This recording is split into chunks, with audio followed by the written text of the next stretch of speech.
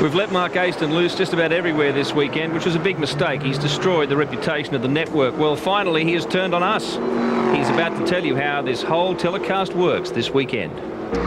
Hey, the Lexmark Indy 300 is one of a number of OBs that Network 10 do throughout the year.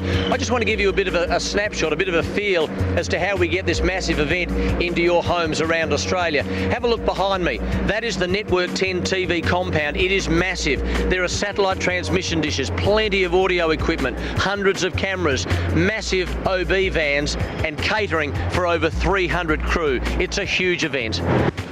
Just outside of the commentators' viewing suite. I'll just get out of the way. These guys get on really well. There's no stars among them. It's a Channel 10 philosophy, actually.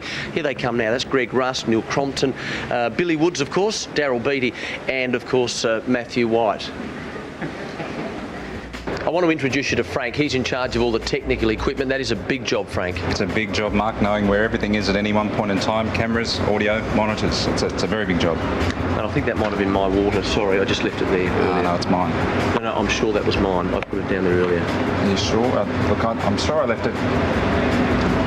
Does anyone know where my water is? This is Mick Lanoy. Now, Mick and I at the moment are underneath the multi-million-dollar OB van looking at stacks and stacks of cabling, Mick. It's incredible. Yes, Mark. There's a lot of cabling here necessary, 50 kilometres in fact, both in the compound and around the racetrack itself. And all these video cables and video splitting devices are necessary for an OB of this magnitude. Okay, what about this cable, for example? I mean, what does that one do? Mark, that's a spare cable, not required at this OB. And but should something happen, we'll be able to get on top of it pretty quickly. Okay, so you know exactly what all of these cables do. Fantastic. Thanks, Mick. That's all right, Mark. Thank you very much. Still on the compound, it would be really good if we could have a chat. Now, here's Mike Ordsett. Now, he's the manager of Network Sport. He's obviously off to some sort of high-powered meeting. We might grab him after that meeting. Oh, hang on, that's not going to work, is it? Oh, forget it. He'll be in there all day. We are very, very privileged at the moment. We're inside the multi-million-dollar OB van. Have a look at this. I'll just slip out of the way here. Look at this. What a sight. Millions of dollars worth of technology, monitors, all of the technical equipment, obviously fully staffed, executive producers, all that sort of stuff. It's just incredible. But at the moment, they are very, very busy. So what we will do is leave them in peace. Where's the... this handle's broken.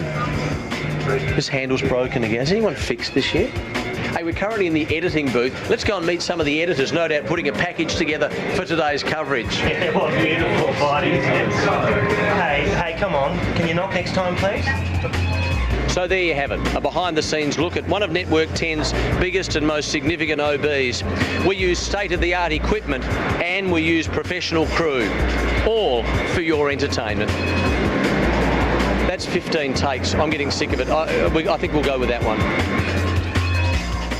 Yeah, that'd be pretty funny if it wasn't all true.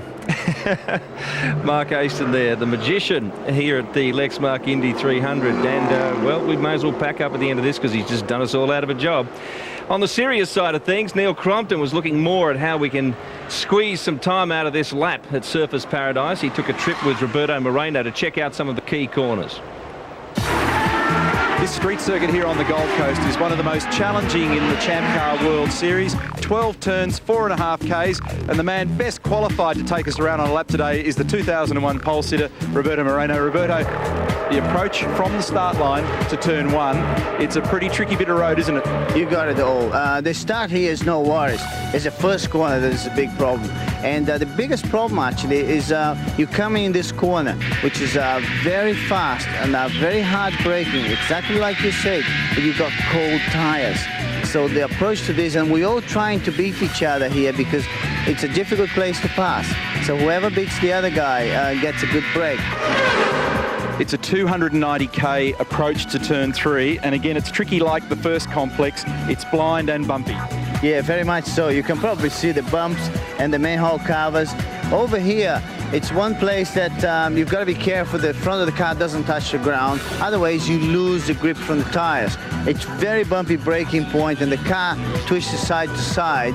And then once that settles down, the next corner is actually quite good. You actually bring some speed through it, and you cut the inside of the curb a little bit. and you just let the car build up speed to the exit, being very careful not to wheel spin the wheels.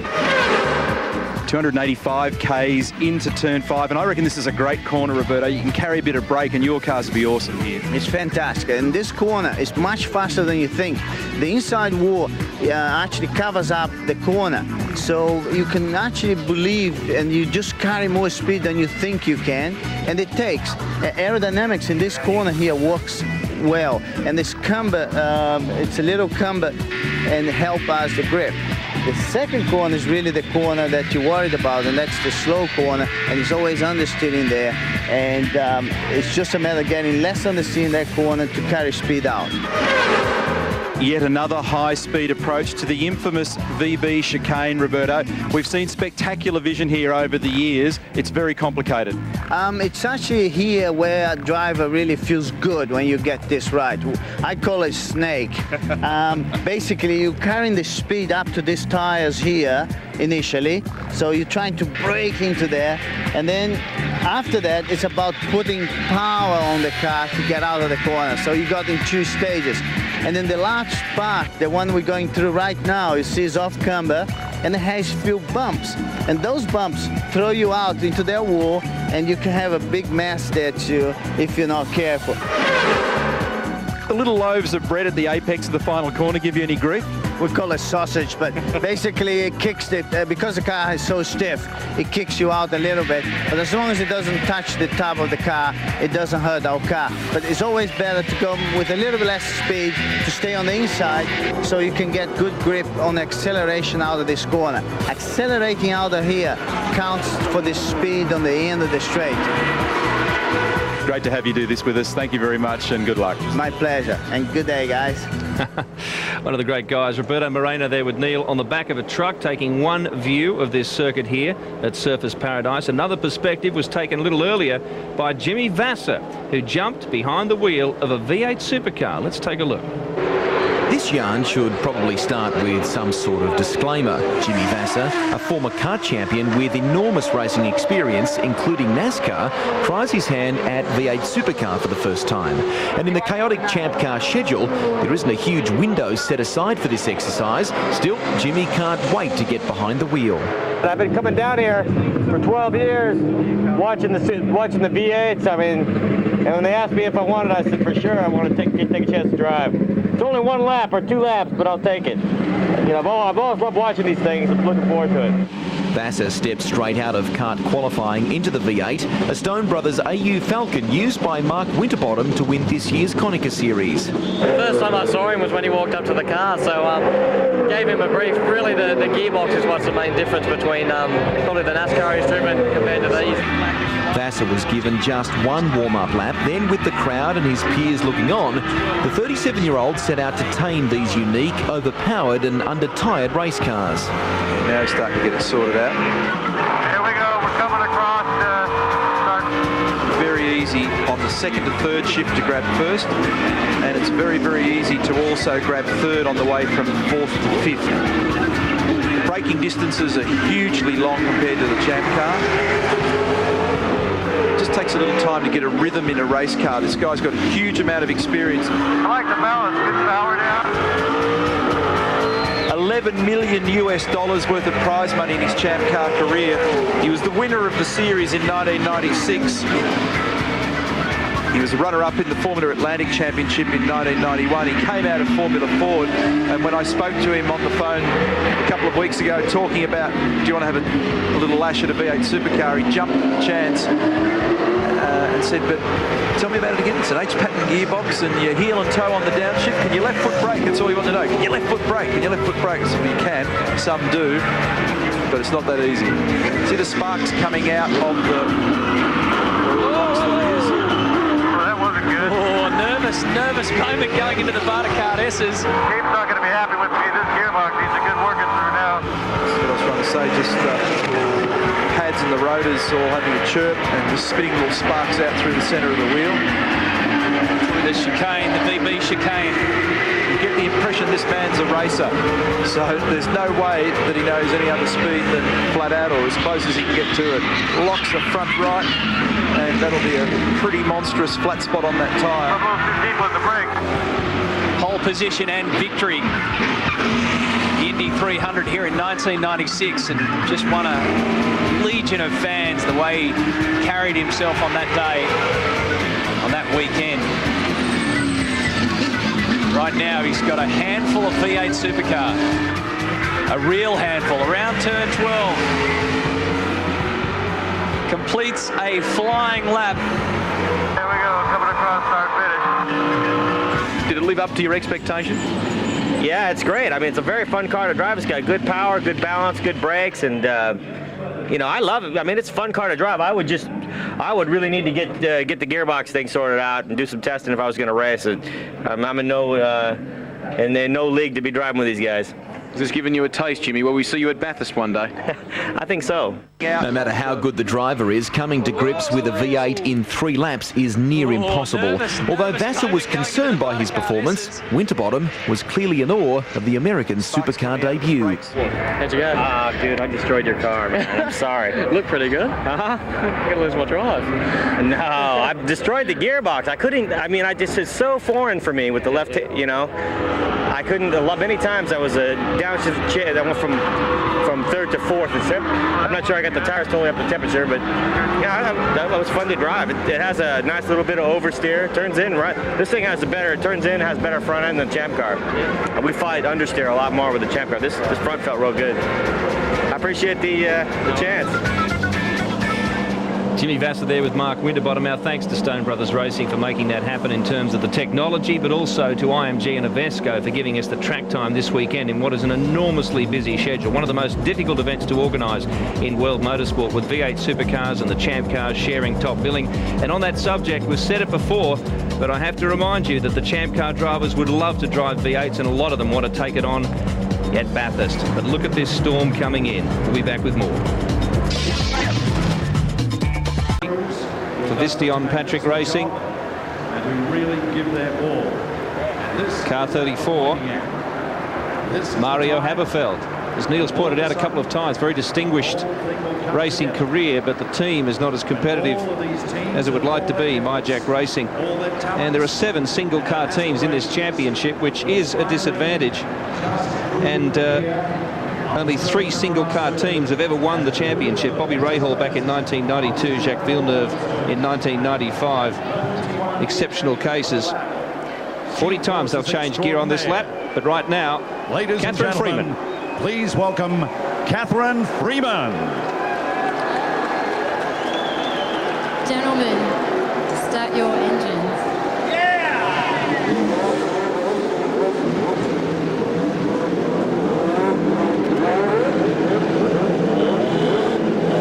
Jimmy Vasser.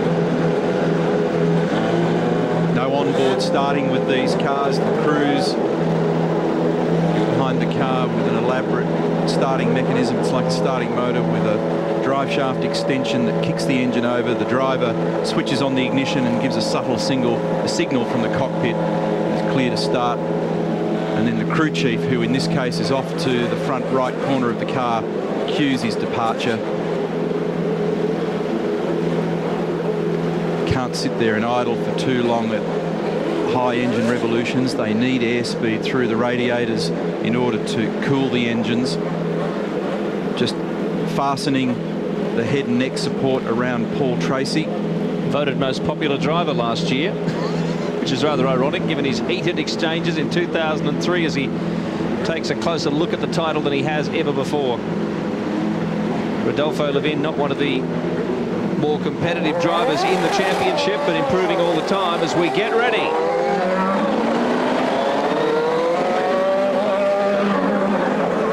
This is the 13th Indy Carnival event on the Gold Coast, the second last round of the 2003 championship.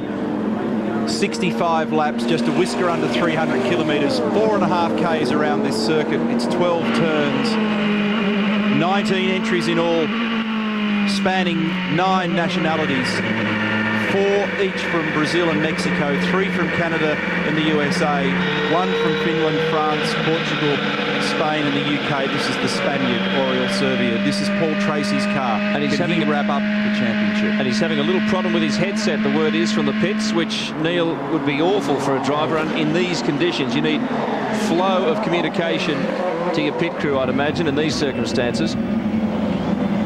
A lot of electrical interference around this track, and it's difficult because the lack of line of sight because of the number of buildings at either end of the circuit between the cars and the pit lane, which effectively is the master control where all of the technicians are huddled across the data trying to communicate with you.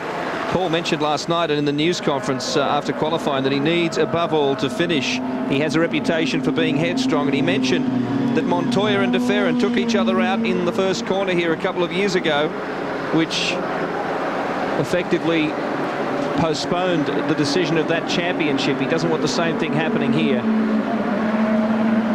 Alex Tagliani there slowing up the next pack of cars as they try and work some heat into the tyres behind him. There are 8 first-time drivers in this race today. Greg Rust? Well, Neil, I guess it's a case of insurance right now for a number of teams. The bank of wet weather tyres for most of them on standby, and you'll be able to see up here that the actual edges have been taken off these, that waxed sort of surface that was on them that Neil mentioned before. You don't want to go out with a brand new set of wets if it is declared a wet race today. You just want to have the edge taken very slightly off them, and that's exactly what's happened to this set, on standby right now. Eroded set of wets just with a tiny little bit of heat cycle through them, just so that they're at maximum grip if they need to go to them. Tracy's also reporting that he's got a problem with the crutch strap in his belts, and for those that don't know, it's a 6-point harness in these champ cars, 2 crutch straps, 2 straps around the hip and another 2 across the shoulders, all joined in the centre in a safety knuckle. Okay, Paul, once we come in and get this adjustment done, we're going to have to get out and retake our position as quickly as possible, but of course you've got to be careful going up through the field because a lot of the guys aren't going to know that you're going to be doing that. So be cautious going up to the field, but you got to get to your position by start finish again on that next lap. Do you copy all that? Okay, it's the players' Forsyth team talking to Paul Tracy, and he's got the problem with the belts. They're going to rectify it, and they're just saying, be careful as you thread your way back in. This is not a good start for him. You just want to be settled. You don't want distractions. That car is now in the pit lane. You can see there. Here he is. Sometimes you think you've actually got it fastened and it'll pop out. You see the flashing rain light on the rear of the car indicating that the pit lane speed limiter is on. The pit lane speed in Champ Car, 80 kilometres per hour, and the boys dive in. The driver, Billy, cannot deal with his own belts because of the proximity where your elbows are. You're tucked so neatly into the tub of these cars that you can't reach down and actually do anything much about the belts. The only thing you can do is grab the quick release knuckle and then flick it open to get out of the car, but you certainly can't tighten or adjust your own belts. Maximum pit interval here is 19 laps, 3 stops expected. And PT can actually rejoin this warm-up lap now and go back through the field and take up his rightful position as we look at Michel Jourdain. And very shortly we'll take a look at the way they will start up for the Lexmark Indy 300. The pole man, Sébastien Bourdais from France. Alongside him, his teammate is Bruno Jonquera, also from Newman Haas. And we have this delightful situation of the man who leads the championship sitting behind the 2-minute, trying so hard to stop him. Tracy, and alongside him, Alex Tagliani. Lost his Friday lap after weighing in light, got it back on Saturday with a good time. Adrian Fernandez and Oriol Servia will start out of positions 5 and 6. Fernandez, the quick man in the warm-up. Roberto Moreno, former pole sitter here, unable to win the race on that occasion, but a multiple winner in this championship. And Mario Dominguez, his teammate, he's brought him along very nicely, thank you. Won it last year in the wet. Michel Jourdain, who was challenging for this championship earlier in the year. The Mexican starts in 9th alongside ex-Formula 1 man Mika Salo, driving for PK Racing, position 10. Patrick Carpentier, Paul Tracy said last night, this is not where I want my teammate to be. Let's see how far Patrick can move through the field and give him a hand. Ryan Hunter-Ray, a rookie who is improving all the time in the championship. Tiago Montero driving for Emerson Fittipaldi, position 13. And driving for Derek Walker, Darren Manning. He's in one of the Reynards. Position 15, the great man Jimmy Vasser, winner here and in the championship in 1996. Couple of lean years behind him, but he's quicker than that position suggests, and with him is Mario Haberfeld. From position 17 is Walter Salas, the Brazilian, who came out of a successful run in Indy Lights alongside Rodolfo Levine. Position 18, Derek Walker. Making up the final spot on the grid on his own is Jeff Boss, 34 years old. That's old for a rookie. Best finish this year, 10th. The weather is thick and setting in, and I really think that's probably the only reason why the great Dario Franchitti has agreed to come up into the commentary box with us to help us call this race. He'll do anything to get out of the rain. Welcome, Dario. Thanks for your time. It's great to have you back, mate. Yeah, it's good to be here, thanks. And it's nice that you're doing something serious too for a change, because I know you've been slumming around since your back injury in the IRL and just hanging around making a nuisance of yourself with Mick Doohan on the Gold Coast and other places. So it's good that you're working for a living for a change. Yeah, it's good to be constructive for a change. It's been a good time down here. We've just done a really good time. So we'll see how this race goes. I think it's going to be interesting, the weather. Yeah, we're looking forward to your comments. Here's Greg Rust. Billy, the radio chat a moment ago, quite interesting between Neil Micklewright from Forsyth Racing and, of course, Paul Tracy. He said, hey, you settled down now, is everything okay? And Tracy fired straight back. He said, hey, you guys settle down now. And he said, they're all cool. He said, let's go and do this. Well, Dario was Paul's teammate. What would he be going through right now? I just left him down in the pits. He seemed pretty calm. He was actually so calm he was late getting in the car. But he's pretty relaxed. He knows what he's got to do, but you can never tell which way Paul's going to go when he gets in the car. I mean, we've had some incidents before, and it just when he goes in the car, if the red mist descends, we're in trouble. But if not, he's perfectly capable of wrapping up the championship today. While you were walking up here, Dario, in fact, he had to go back into the pit lane and fix the crutch straps because he was late in the car. That's actually taken him back into the lane. They've had to fasten him back in again and rejoin, which is mentally unsettling, isn't it, prior to the start of the race when you really want to be in the zone? Yeah, it is, but it might just be the thing Paul needs just to get his mind off all this. If Bruno finishes here, I got to finish here type thing. Paul's at his best when he's just out there driving and doesn't think about things too much, but I hope he does it today. Well, a big opportunity for him to win his first Champ Car World Series. You know, nobody's ever won this race on two occasions. The winners dating back to 91 include John Andretti, Emerson Fittipaldi in 92, Nigel Mansell in 93, Michael Andretti in 94, Paul Tracy in 95, Jimmy in 96, Pruitt, that's Scott Pruitt, this year's Trans Am champion in 97, Alex Zanardi, who made a recent return to touring car racing in 98, the man sitting alongside us in 99, Dario Franchitti, Adrian Fernandez in 2000, Cristiano D'Amata in 2001, and Mario Dominguez in that awkward race that we had here last year in awful conditions. The pace car lights are out. We're standing by for 65 frantic laps of the Gold Coast for this 18th round of the championship. Junqueira, Tracy in front of them, Sebastian Bourdais, the rookie. Such a great qualifier in this championship for his first year. He's seen all kinds of circuits. Field at 11, single file. He's edging closer, one eye on the sky, one eye on the circuit. Building up to a crescendo here as they come down the straight from start. They're forming up. Let's mark it 3. They're squeezing up. We're about to get underway. Too close. This is a recipe. We're on our way. No, we're not. No, we're not, because they have pulled the yellow. They've squeezed too far. They're too close, and then Sebastian jumped away, and it was a messy start. They've pulled a yellow. They will do one more lap before they reface the starter, Dario. Yeah, they were just a bit too close there. If they'd got it green there, I think you'd had mayhem at the first corner. Saying to them on the race control channel, that is across all of the teams, there will be no acceleration until you see that green flag, guys. Newman Haas crew. This is probably one of the most difficult first corners they'll face all year. Rusty? Well, Adrian Fernandez was pretty quick on the radio back to his crew, guys. He's saying, look, this is crazy. You've got to up the speed. He was disappointed with the way that the cars in front of him were controlling the pace and keeping it, in his eyes, a little too slow. Well, Dario hit the nail on the head. If you end up all bottled up nose to tail, side by side into the first chicane, you're going to have bits of Lola and Reynard scattered from one end of this place to the other. So we need a cleaner start. A critical race for so many people hustling for next year's deals, PT trying to win a championship, Bruno Junqueira trying to keep his alive. You need to get through that first chicane complex. In fact, really, it's the first two chicanes and turn 3. You've got to get through there cleanly and get on with the motor race.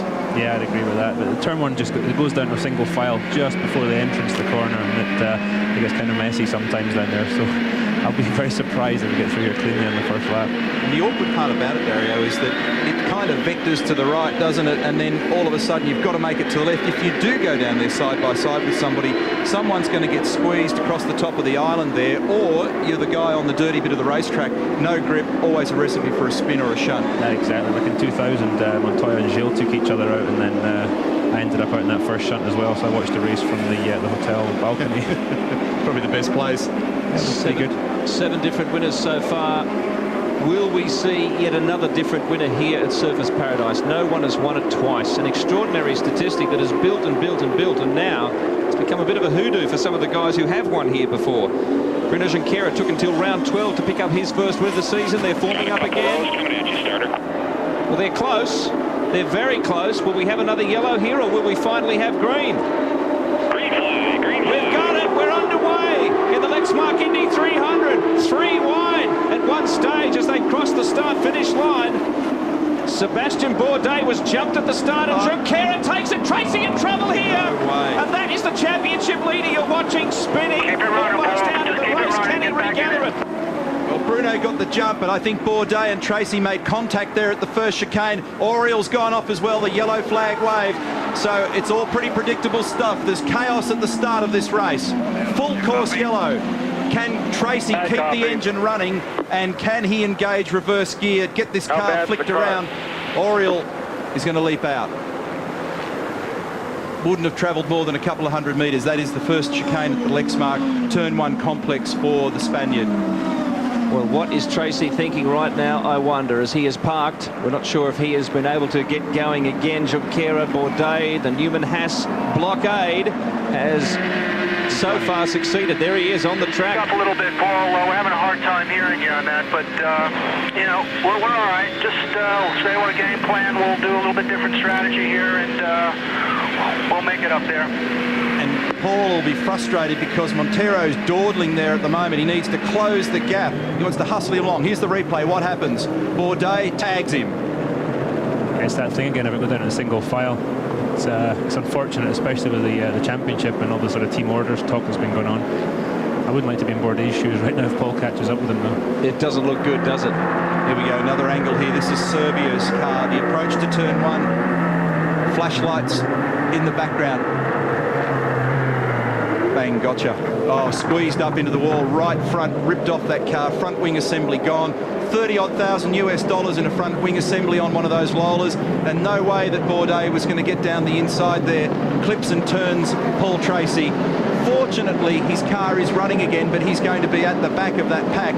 If there's any consolation, under safety car conditions, at least he's not far in terms of seconds from the start of the race. Not far enough up the inside for Bourdais. Dario, how did you read it? Yeah, Paul did turn in a bit early as well, though. It can go down as a racing incident. It's one of those things you probably have to watch a couple of times. It certainly hurt Paul, but I still think he can do it today. I'll bet his radio was on fire. Well, he has to close within 6 points, remember, of Bruno to stay or to close out this championship. Greg Rust. Well, Paul seems a little frustrated at the same time with both Junqueira and Sebastian Bourdais. His words on the radio a moment ago were, wow, if that's the way they're going to play the game, count me out. It was a very slow start. They trickled up to the line, and that had a triggering effect. It bottled the pack up. I don't understand why both those guys on the front row didn't run hard at the first corner, Dario. Well, as far as Bourdais, you know, as a teammate goes right now, he's just done the perfect job. I mean, he's let Bruno into the lead, and Paul's off. Players, I understand, or the Forsyth team have lodged. Yeah, we're going to be doing that for sure, so don't worry about that. We got the strategy sorted here. We'll be doing that when the pits are open. Right now, the pits are closed. Well, this is certainly made for an exciting finish to the championship, but the Forsyth team will have to cop it sweet because they have deemed it a racing incident, as Dario suggested might be the case. They were very close here again at the start, weren't they? And the idea of the rolling start is to make it a little safer in these conditions. They were 3 wide, only a couple of rows back. It's another aerial view here. It looked like Dominguez, I think, trying to pinch a couple of positions further back in the field, running up the inside. of a couple of guys, and in fact he is P5 at the moment on track. Darryl Beattie. Yeah, I'm down here with Jim McGee, man, who's got a serious amount of experience. Jim, how do you see that incident? Well, you know, it looked like Adrian just went straight over the chicane and kind of squeezed Oreo off into the fence there. It's a shame because, you know, the Visteon car we had a good car today, but, you know, that first turn's always a problem. And unfortunately, we were a victim of the circumstances. So that's about all you can say. Think about Fontana. Oh, yeah. Move on. Thanks, Jim. Thank you. It's a long way to come for a single car team to go out on lap 1. It's an enormous effort, and they have even more effort ahead of them in the next 7 days. Well, Dominguez and Moreno together on the circuit, just up ahead of them, Fernandez. Let's go back to the pits while we get ready for a restart. Billy, just briefly, the end of the radio transmission the viewers at home may have caught before was the Forsyth team discussing the possibility of an early stop with Paul Tracy, maybe getting him out of sequence with the rest of the field, but topping up the fuel now. So watch for that in the coming laps. It may happen. And the significance of that, Greg, is they want to take him out of traffic. Traffic will hurt him in terms of lap speed. They want to remove him from that if possible and let him have some clear air. That may negate some of the loss that he now has to deal with. Junqueira, the leader, as we get underway again, a mile in front of Sebastian Bourdais, who, dare I suggest, was a little slower than the rest of the field would have liked. So Bruno has a handy lead, protected by Sebastian Bourdais. Tagliani behind him, Fernandez, then the two Herdez cars, Dominguez and Moreno. Jourdain's up there, Carpentier. Paul Tracy, 16th on the track, and he has to catch this man. This is where Paul needs to be careful, because he is a bit aggressive and he could lose his front wing quite easily. If he stays calm here, and I said I think he might still do it, but I wonder if Bourdais on a bonus from Carl if he plays his part this weekend. Well, I was talking to him yesterday and he said that, well, there is a team situation here, obviously, but I'm going to run my own race, etc., etc., but they were the words. These are the pictures. I'd like him as my teammate right now. Montero off to the side there. Well, I wonder if he was having a problem or two when he was running slowly in front of Paul as they tried to reform, because I'm not sure of any evidence of damage there. It looks like the car's just stopped on him. Bruno's disappearing up in the turn 7 complex. Rusty? Well, it did sound as though, guys, he was having some sort of gear selection problem. It rolled virtually to a stop as it came across the start-finish line and just cruised to the end of pit lane. He will try and grab Tiago as he walks back up the lane. Good start here for Tagliani in 3rd position in the Rocket Sports entry. This team owned by Paul Gentilozzi, a former Trans Am champion and newcomer team this year. They've had some reasonable success throughout the year in their rookie season. It's been a pretty good performance. Had a couple of pole positions, one at Milwaukee, one at Montreal. He's one of the key men in the championship, yet to win a race this year. Best result was 3rd. He's had 91 points, 9th in the championship. The interesting thing, of course, about Tagliani was that he was very, very quick on Friday, just pipped for provisional pole by Junqueira, but then lost that time because he weighed in light. He fought back on Saturday to start 4th on the grid. So he had the speed, but it was a little deceptive.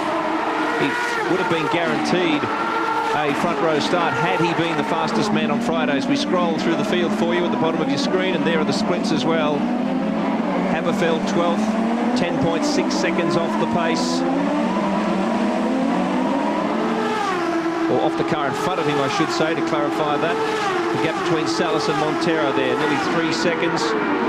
But up the front, this is Tagliani holding up Fernandez, Bourdais and Junqueira ahead of them. Greg Rust. But it's down here with Tiago Montero. Tiago, what's happened? The car sounded as though it was maybe struggling to grab a gear. Yeah, I got a great start and I picked up a few spots, and then on the first straight line, my gearbox just exploded basically. I was trying to go just on the, I didn't have any 3rd and 4th. I was trying to go anyway, but then the 5th and 7th points as well. Hard luck. This car of Fernandez is one of the few in the field at the moment that's running a pretty low downforce configuration. The idea, and I've mentioned it in the pre-race, is that they want to try and make it slipperier in a straight line, but importantly save some fuel so that the time stationary to refuel the Tecate car is reduced, and therefore make up some of the gap that they're lacking in track position after they, by Adrian's own admission, didn't get it quite right in qualifying. Dominguez, last year's winner, Bourdais, Tagliani, Fernandez. There's Dominguez. And he has a break on his teammate Roberto Moreno. 6.5 seconds, the gap there to the leader.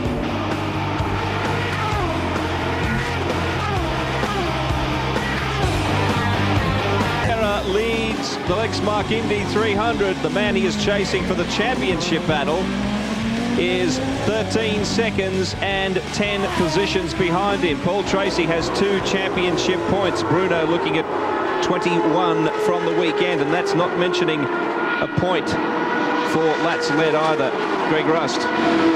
Well, it seems as though this storm may be closing in, Billy. The eerie sort of grey clouds are coming across the Marriott toward the circuit, and just during the ad break there, thunder, a little bit of thunder. Sebastian Bourdais just put in a quick lap at 1:35.7.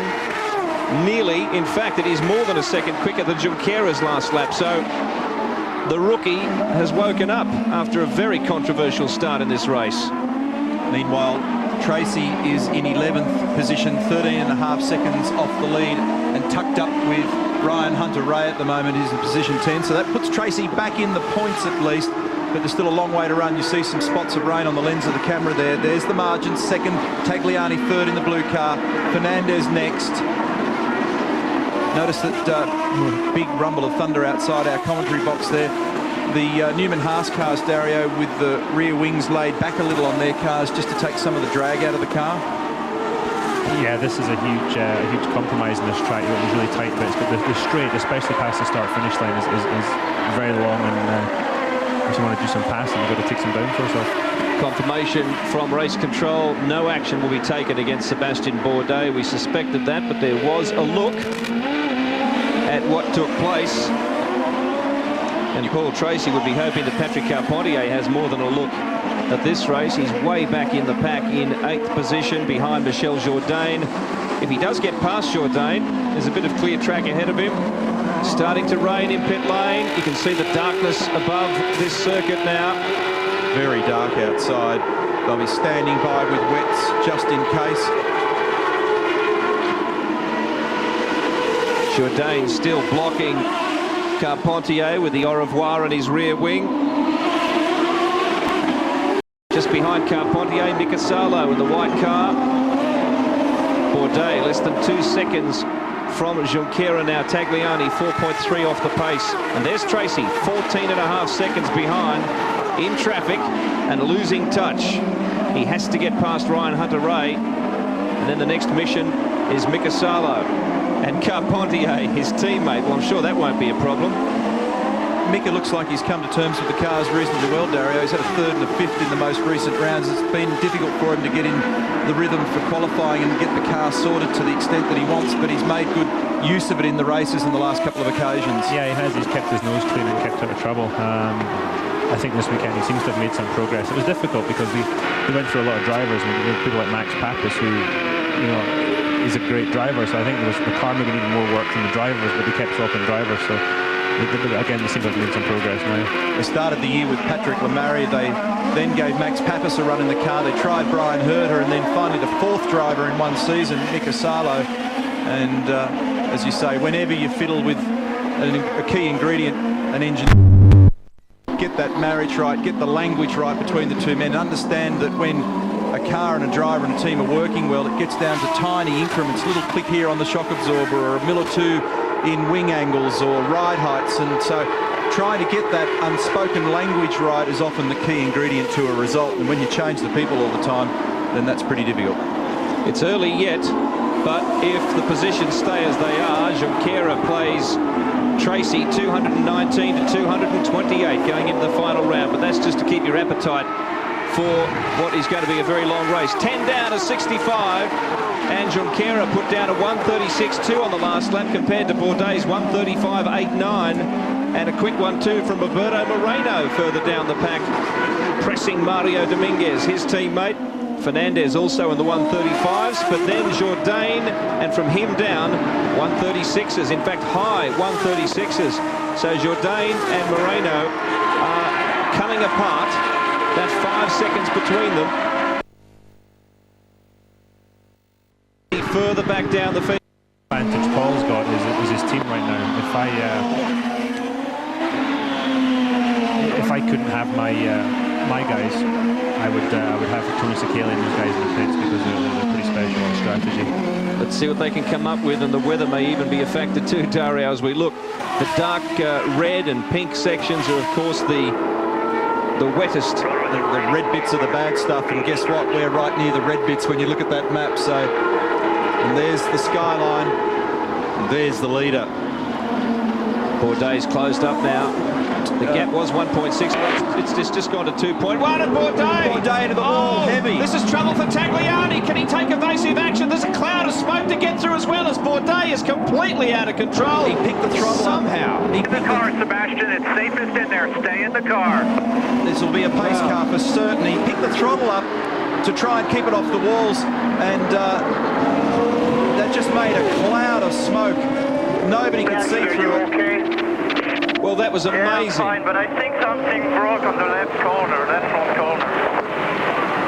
Okay, you just stay there. Wait for safety. They're coming behind you now. How they missed him is extraordinary, but they did. Here's the replay. See if we can pick it up.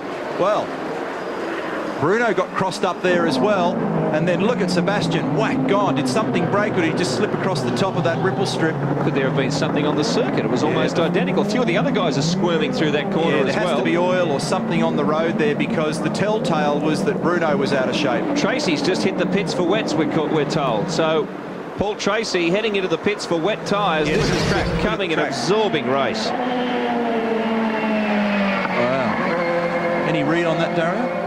It looks like there's something on the track. I mean, look at the tyres are wet. There's no doubt there's a lot of rain on the track now. So this is where Paul can make some advantage.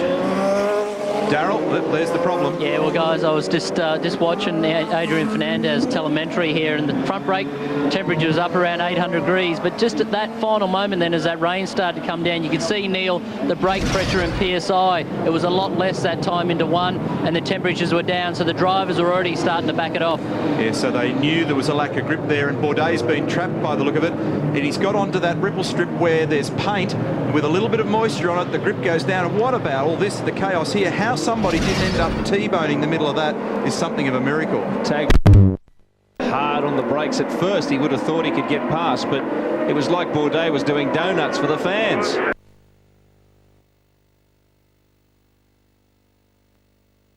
It's closed at the moment as well, so he's got to run around on the slicks. And the grip goes away quickly as the water comes onto the circuit, even though you've got warmth in the slick tyres. You can't afford to put too much longitudinal lateral load into the tyres in these conditions, because you will be trapped. We had the report that Tracy had pulled into the pits. Dario just mentioned they were close, so obviously he had the intention of doing so, but he didn't get in.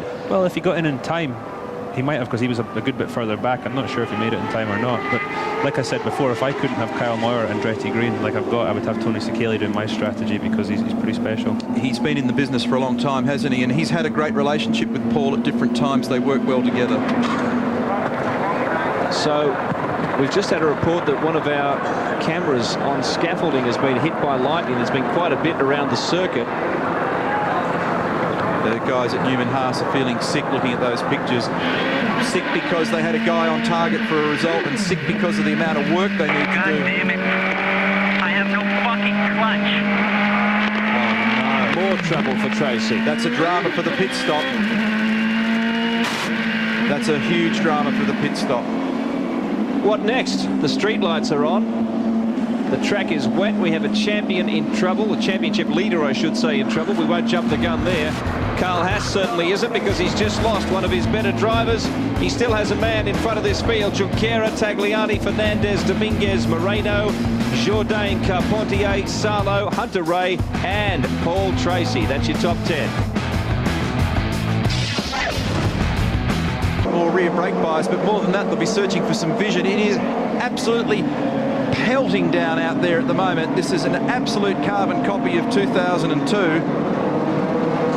Unbelievable conditions. Not good for Tracy trying to find his way through this field. He's done a pretty good recovery job so far. Look at this. That is the driver view, and the red flag has come out because the vision from the cars is appalling, and the race has been red flagged. one of our commentary buddies who's sitting up the coast watching on telly at the moment, Grant Kenny, rang us to say that this is one of the worst cells he's ever seen in this vicinity. Huge bad weather cell right over the top of the track, and they've red flagged the race. Thanks for playing weatherman for us, mate. The conditions are appalling, Rusty. Well, that's an understatement, Neil. It's teeming down here, and there is also small bits of hail, and it's hail probably the size of small marbles, I guess I could describe it like that. So extremely difficult for the drivers, and we're going to try and find out very, very shortly. We're going to try and talk to Neil Mickelwright from Forsyth Racing shortly, just about the state of Paul Tracy's clutch. It didn't seem to bother him too much during that pit stop, but we'll get an update for you shortly. Well, for those of you who are superstitious, they came in on lap 13. Junqueira, Carpentier, Hunter Ray, Salo, Tracy in 6th place after that adjustment in the pits. Then Manning, Haberfeld, Vasser and Adrian Fernandez. Look at this weather. You can hear the hail hitting the roofs. Kart control are saying only 2 crew members able to work on the car. No downloading. You're only allowed to cover the car because I think at the moment the drivers are exposed. The cockpits will be filling with this stuff. It is hailing outside. Absolutely hammering us here at the moment. Mate, this is the best seat in the house. You're a genius for coming in here. How average is that? This was the race leader. How'd you like to be sitting out there now, Dario? Much happier in here, thanks. Extraordinary situation here in the Lexmark Indy 300. Grab a coffee or whatever you like to drink. Stick around. This is far from over, and so is the championship. Think has come round to this garage to exchange good wishes. Bourdais did say to me a couple of days ago that Tracy took him out at Miami, so, you know, he's now explaining, Paul, to Jimmy Vasser, just his view of things. And Dario, what do you think of his hairstyle? I told him the other day, I think he looks like Uncle Fester from the Addams Family. I think he's behaving more like Lurch at the moment. Look at the hail. Look at this stuff. It is, dare I say this, it is fractionally brighter off to... Well, yeah, I know what you're saying. What an idiot remark that is, but it's fractionally brighter off to the southwest at the moment, so who knows, there might be something better on the other side of all this. It's breaking up to the west. You can't see it in that shot, but hopefully we'll have some sort of resumption of normality. And there it is, there's the broken cloud that I was referring to. That's looking south, down into the heart of Surfers Paradise. The good news is you can see those clouds are moving quite quickly, so it's possible we could have it all blow away pretty soon. 13 laps down, if you've recently joined us. Bruno Junqueira, the race leader, and he has Paul Tracy, well, I was going to say pretty much where he wants him, but at the moment Tracy has 8 points, and if the race finished as it is, Junqueira will be on 219 and Tracy 234. We keep throwing those numbers at you because there is 1 round to go a week from now in Fontana and a championship in the balance. Rusty. I'm down in pit lane, guys, with both Jimmy Vasser and Paul Tracy. Jimmy, can you describe the conditions and what it was like to be driving out in that again? I mean, well, we only run around in yellow flag conditions, and you know, it was visibility was almost nothing at 30 miles an hour. So, you know, when it rains here, it really rains, you know, for sure. I would have thought by now that the promoters would know that we need to start the race a little earlier. It seems if it's going to rain, it always rains in the afternoon. All right, we might try and get a word here with Paul. He's obviously talking with his engineers right now about the state of the car. And thanks, Jimmy. We'll come back to Paul shortly, guys. It's Tony Sakali on the right, his engineer. Rusty, you might be able to grab him now. Yeah, we sure have. Paul, first of all, tell us about the clutch. You seemed well worried on the radio there. Is it okay now? Yeah, it seemed to be leave the pit okay, but for some reason the clutch was slipping when I pushed it in, and we'll just have to wait and see what happens when we get going again. All right. Your call on the start as far as Sebastian and that was concerned? I don't know. I don't know what's going on with that. I would like to give Sebastian the benefit of the doubt, but it seemed very fishy what happened. He let Bruno have the jump on him twice, and then I passed Sebastian clearly, and maybe he was looking in his mirror or something and didn't see the braking point and ran into the back of me. So, you know, in my mind, it doesn't seem like it was right, but I'd like to give him the benefit of the doubt. Given your position on the road right now, we've seen a couple of other guys come down here. Are you rallying for support, maybe to help you get further up the order? You know, what can you do? You know, we have to be out on the racetrack. I don't even know what my position is right now, but you know, Bruno's leading, and we need to finish in the top 2 or 3. So we've got a ways to go to get there. Hope you get some dry shoes, Paul. Thank you. Well, Tracy has 15 points. Yep, he's 6th at the moment, and the race is effectively frozen. It can be restarted from this point. I think the weather is going to clear. And I thought they were pretty composed and mature remarks then from Paul Tracy, given the circumstances. Darryl? Yeah, I'm down here with Patrick Carpentier. Patrick, not nice conditions at all. No, we thought it was going to rain a little bit, but man, this thing came with hails and very large size, so it was a bit too much. So it's a good thing you stopped, couldn't see nothing. So hopefully we need to get it in this year. So hopefully it dries up and we go back out. What about the situation? I guess it's difficult once your boots have been wet and everything's wet, and then you got to get back in the car again. Yeah, the guy's coming back with a dry suit, so I'm lucky on that sense. So I already got quite a bit of a cold, so we're hoping that it's going to dry out. Thanks, Patrick. Hey, thanks, guys. Well, Patrick's up to 3rd now after starting 11th, so he's improved his position slightly. 3 ahead of his teammate Paul Tracy. It looks like we'll have a race start relatively soon because the skies are breaking up, so stay with us on your home of motorsport. Let's hope it's au revoir to the crook weather here on Surfers Paradise, but we're going to talk now to a man who should know a lot about this kind of weather, Bargum. Well, Billy, we're with Darren Manning, and I guess he's had such a great week on the in the Gold Coast as far as the sunshine and the weather's concerned. What's happened on race day? Well, it's back to English weather for me, you know, so it's not too much of a problem. But once all the puddles and the masses of spray get cleared, we'll be ready to go racing. It'll be it's good for me coming from the land of the rain in England. So before the change to slicks, well, to wets, I should say, when you're on the slicks, paint a picture for us. What was it like out there in a champ car on slick tyres when it's getting damp? Absolute nightmare, really. I mean, you just don't know how much grip there's going to be, and also the bottom end of the track was absolutely torrential, and this end of the track was completely bone dry. So it was really tricky to know what kind of pace to keep, and also what was around the next corner. How was the car in either condition? I mean, are you looking for some sort of modifications now before you go again? Well, I'm happier if it's going to be raining, because that's a bit of a leveler out there, and you know, in the dry, we've been a little bit off the pace. We've been 1 or 2 seconds off the fastest all weekend, but we moved up to 7th place with that pit stop. So from 14th to 7th, that's not too bad for us. So if it stays wet, I'll be happy. Hey, listen, you're going to be causing some havoc on the Gold Coast tonight. You follow me, mate. It's good to have the UK represented in the championship again. We had a Scottish bloke in the championship a while back. I can't think who it was, but anyway. Mika Salo's car is being wiped down. Kind of seems strange, but the rain has stopped. Darryl Beattie. Yeah, I'm down here with Keith Wiggins, guy from the Dominguez Moreno team. Keith, what do we do now for the restart? I think we just wait and get most of the water off the track. I suspect, you know, with a bit of luck, it's passed, and get a restart, carry on racing. As a technical side of things, what do you do with the car now? You leave it as is, or you go to more of a wet setting? Well, we're in Parc Ferme now because the race has already started, so we're not allowed to touch the cars. Everybody has to leave the cars completely as they were, so the cars will just carry on the way they were. Strategy, will that change much? I think it'll depend. I mean, I'm sure a few people tried to gain position. Depends if people took on full fuel or they didn't. So, and CART may change the pit windows. We'll just have to wait and see. The strategy probably will change now, yeah. It's a question of who gets it right, I guess. Thanks, mate. Thanks. Well, Adrian, you're having quite an animated conversation here with the team members. What's bugging you right now?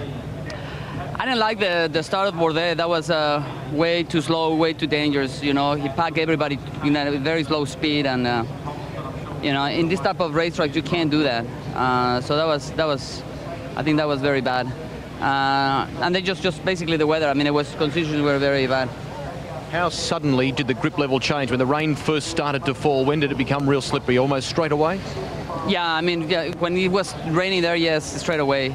I mean, the good thing is that Bourdais was the first one to lose it there. Otherwise, somebody else was going to lose it. The problem here with this track, there is so much rubber that when it starts raining a little bit, there is absolutely no grip. How difficult does this make it for you now as far as the restart is concerned, knowing what's going to happen because it may clear We again? just have to wait and see what happens with the weather. I mean, we're in a good position. It's just a matter of right now, even like this, with no rain, its conditions are very bad. Hope you dry out, Adrian, before the race starts. Thank you. Dario, what do you think of those comments from Adrian about that, about the start?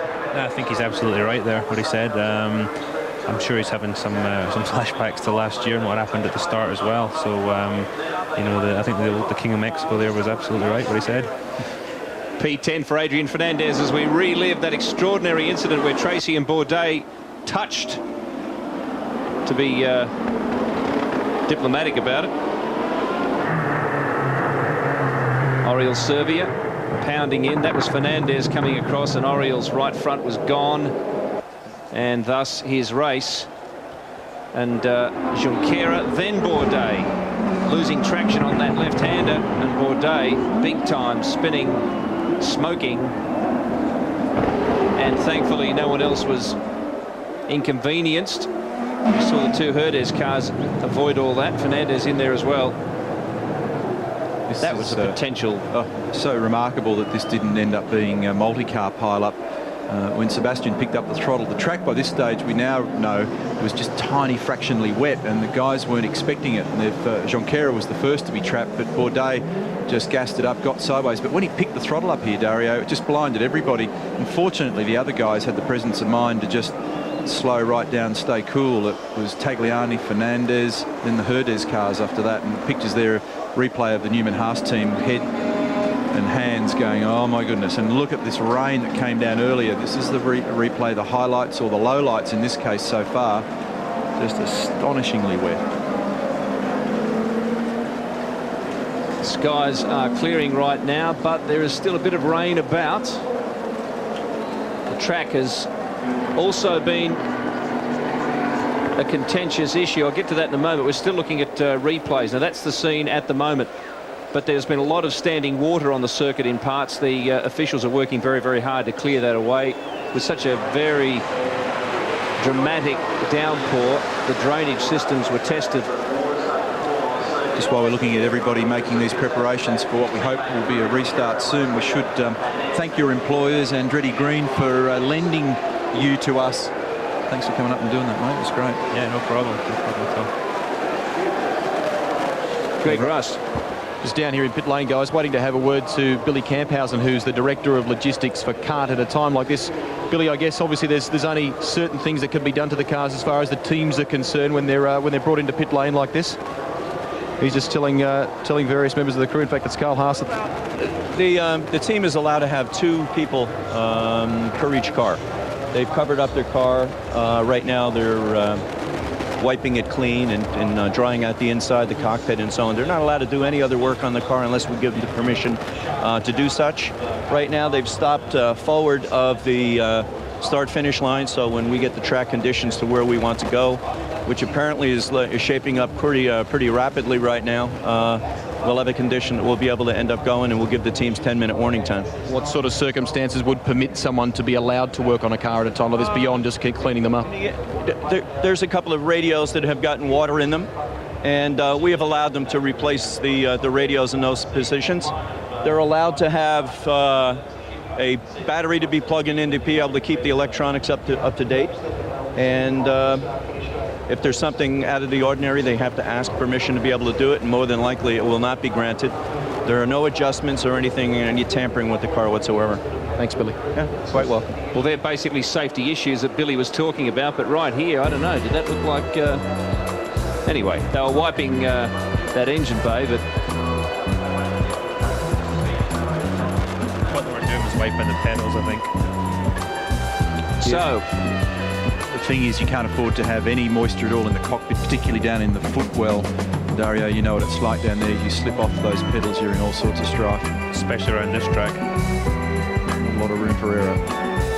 We haven't had the 10-minute warning yet, but we will, we hope, get one very soon, and then we'll be underway. Stay with us. Lexmark Indy 300, wet or not. I thought I saw someone with a tool. Where thankfully it is not raining. The track is slowly, I won't say drying, but they're clearing the standing water from it. There is quite a reasonable breeze out there, and even, dare I say it, some blue patches in the sky. So as Mikasalo discusses the situation, we have drivers all over the circuit in various states of undress because they are looking for spare gear at the moment, which is readily available. Darryl. I guess, Roberto, it's not very often that many of the races you get to sit around looking like this. I just went to the beach to have a pick on the surf. Basically, I left my shoes in the car so they don't get wet. So when I get back in the car, I'll put the shoes while I'm in the car. That's the best way not to get the shoes wet, because when you're using the brakes with those, it's important to keep them dry. That's all it is. And nice and warm here. I'm like an Aussie now. I just need a beer and a Sheila. Well, maybe later.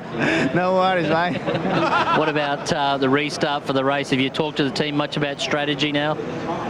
Well, we're just going to have to, it looks like it will start dump and will dry out. So, you know, we'll see how those tires survive as you're drying out. Because those tires are made to run on very wet situations or conditions. And as soon as it dries a little bit, they go off. And the car handles really bad. So, and then you change to slicks. The slicks are cold. It's very difficult when it's damp. So it's a very difficult situation that we might be facing very soon here if we start on wet tires in the damp conditions. The right time to go to slicks and survive out there and be the fastest guy. Thanks, Roberto. Thank you. Yes, if there's any Sheilas out there with a beer, this is a community service announcement on behalf of Roberto Moreno. Now, Sebastian Bourdais' stricken vehicle. Look at this. Greg Rust has some more information. Well, I'm actually with Bruno Junqueira, who's watching that vision of his teammate's car, and I guess at the time you weren't able to see too much of that because you were so far out in front. The car felt good early on. Yeah, the Pacifica car felt really good. You open a gap, but then it started to rain a little bit, and the last 2 laps it slowed down a little bit. Thanks God, because I came on the first and second chicane, it was really slippery on the slick tires, and I saved the car and get through that. And after Sebastian unfortunately didn't make it. Now let's see what's happened. I think it's time to go. Okay, he's got to go. He's got 10 minutes, guys, the way they're talking, so they're going to get ready to get started again. 10 minutes to race start, we're being told. And we're still sorting out whether this will be a timed race or whether it will be reduced to 47 laps, perhaps. That is what we're getting from 65 to 47. We've had 13 so far, so there'll still be plenty of racing in there. And Dario Franchitti, I guess, now a whole new set of strategies in pit lane. Yeah, exactly right. I'm looking for Darren Manning to do a good job actually in the wet portion. I really think, you know, he's got a lot of experience in the wet, and he's bloody quick. And as he said, the wet is a very good leveler. So, but you're then going to have the pit strategies and stuff as well. So it could get very interesting. We've talked a lot about the rookies, Darren being one of them, but he's only a rookie in terms of this championship. He is very talented, a lot of experience in open wheel racing in Europe, and there are many of them like him in the championship. Here's Alex Tagliani. This is one of the many innovations designed to keep the race boots nice and dry. The boot within inside the boot. How wet was it out there? Oh, it was very wet. I mean, we've seen how dangerous it is here in the rain. You know, it's not a road course, it's a temporary street course, so the evacuation of the water is not very good, number one, and it's very difficult to see because it's so dark in the back section by the water. I'm just glad that the sky is now quite clear, and we're going to continue racing. You've been playing with the helmet, making sure you got a nice clear visor on it and things like that. Will you look at ways to change the car at all to adjust for the condition? No, we cannot change the car. We cannot touch the car under red flag conditions. So it's going to be a difficult race for everyone. We just have to make sure that when we come in for slicks, if it's drying, that we come in at the right time. Thanks, Alex. All right. He was a big loser from that traffic jam that resulted from the Bourdais spin. Tags down to 11th after being one of the quickest cars out there. Michel Jourdain, though, second to Bruno Junqueira at the moment. Jimmy Vasser walking back down, and we've confirmed it's a 47-lap race. And you might have heard that big, what sounded like a jet engine in the background as Rusty conducted that interview with Alex Tagliani. It was in fact that big blower that they send around the circuit, and it's the world's largest blow dry. It'd be nearly big enough for Marge Simpson's hairdo, as Roberto thankfully puts his socks back on. And there it is. You can see the water being stripped off the circuit to the left as it goes past. And there have also been a number of marshals out there sweeping busily. There are 1,500 volunteers supporting this event, donating their time, hosts, gatekeepers, guides, various attendants, and there are some team members in that lot as well. But on other parts of the track, the hard-working marshals, the great supporters of motorsport all around the world, done a wonderful job again this weekend. Gee, they've been busy at Surfers Paradise the last couple of years. Words of encouragement there from Tony Sicali with Paul Tracy, Junqueira, and his boss, Carl Haas, to the right there. Yeah, there's no doubt that Tony Sicali was probably just telling Paul to calm down a little bit, and he does his lion tamer about with Paul. Just, lion tamer, I like that. Uses a chair and a whip and just calms him down a bit. Chair and a whip. You're a lunatic. That was your job at one stage, wasn't it, Dario? No, I was the guy I always bit, I think. They were heady days. We see the drivers getting set. There will still be some time before we see them back on the track. So let's review the championship situation going into this round. It's quite a story. There haven't been many contenders this year, but 3 men have made up for the lack of quantity with sheer quality. Me, Paul Tracy, and Michel Jourdain scoring points pretty much every race. On the path of 200 points to win the championship. Now, maybe we'll finish third in the championship if we got to 300 points. And it's been an amazing season. A lot of good races. A lot of times me and Tracy fighting for the position on the racetrack. I think the fans are enjoying that. Big battle for the championship. Jourdain has slipped off the pace since winning at Montreal. His lack of podium finishes leaves him 43 points behind Tracy. He'd have to take wins and bonus points from the final 2 rounds, while Tracy and Junqueira fail. Unlikely. There is still a chance for Junqueira, 29 points behind, but Tracy is the only man who can win the title right here. It's good, and it's you know, it's all, but it's also, there's a lot of nervous tension. I guess that comes along with it. You know, it's maybe more of a sense of urgency to do well. So we just have to stay focused and just take each day as it comes. I mean, this year has been pressure over the year, especially myself, because I really want to win the championship very hard, and had some really bad races that I didn't score points. That cost me a lot of ground. Every time we start to break away in the championship, we have a bad race or 2, and then we come back, and then we build up a lead and come back. So we've never been able to break totally away and keep our run of success going. So right now I have the biggest lead that I've had in the whole championship, and with 2 races to go, I think we have a pretty good chance. Both drivers will need things to go their way, even things beyond their control. They have teammates who are capable of affecting the outcome. Obviously, we'd like to have Pat be more of a factor this weekend than he was in Mexico. I've been having to battle both Newman Haas cars single-handedly the last couple races, and in Miami and Mexico, both of them have been up front. So our focus really is to have me up front, and also Pat to help ease the load a little bit. Whether he's talking about his teammate or anyone else, Tracy talks tough as he drives. It's not about pressure or insecurity either. I just say how I feel at the time, and maybe I'm right, maybe I'm wrong, but you know, it's I guess maybe it's a little bit of what motorsports needs. They need to build characters and show the personalities of the drivers. And a lot of Formula One is, for what it is, it's fantastic, but it's very whitewashed, and there's no real emotion. You don't see a lot of emotion. Everybody's like a robot. So I think people sometimes tire of that. Another comparison with Formula One is that Tracy has had 7 wins to Junqueira's 2 this season, and yet, like Michael Schumacher in Formula One, who had a dominant situation in terms of wins, he is struggling to hold them at bay in the final rounds. 219 points to Bruno Junqueira if he stays in the lead in this race. Tracy on 234. That would take us to Fontana next weekend for a decisive round. The other point about that is I spoke to Bruno Junqueira regarding Tracy's comments, and he did say quite generously that Paul did have a lot to say and sometimes too much, but he did respect him greatly and felt that he was only saying what he thought. But how prophetic were some of those comments about teamwork? Daryl Beattie. Yeah, guys, down here with one of the front splitters, I guess you call them, or the front wing.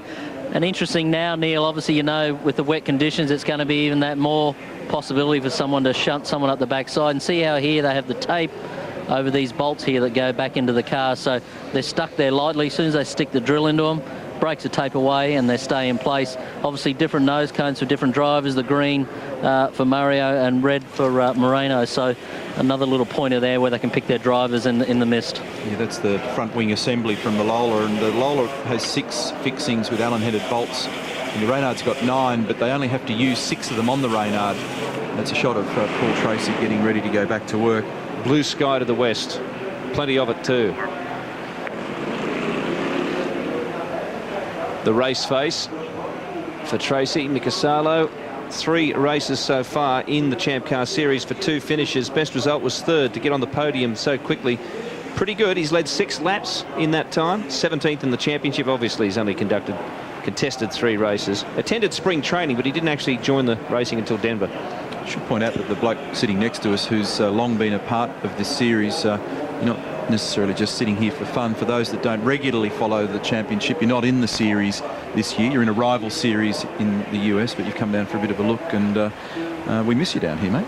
Thanks very much. Yeah, I've still got the Australian connection. They're driving with Andretti Green in the IRL this year. Haven't done too much driving since I broke my back in April, but yeah, just give us the quick tour on that. Just tell everybody what you did there. Well, I was back in Scotland, and I was riding my bike, and the engine basically broke and invited me to leave. So I went over a hedge, landed on my head, and broke my back in April.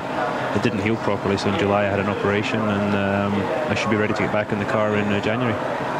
That must have been pretty scary when you discovered that there was that residual problem, which, you know, at first you thought, oh, thank goodness I got through that.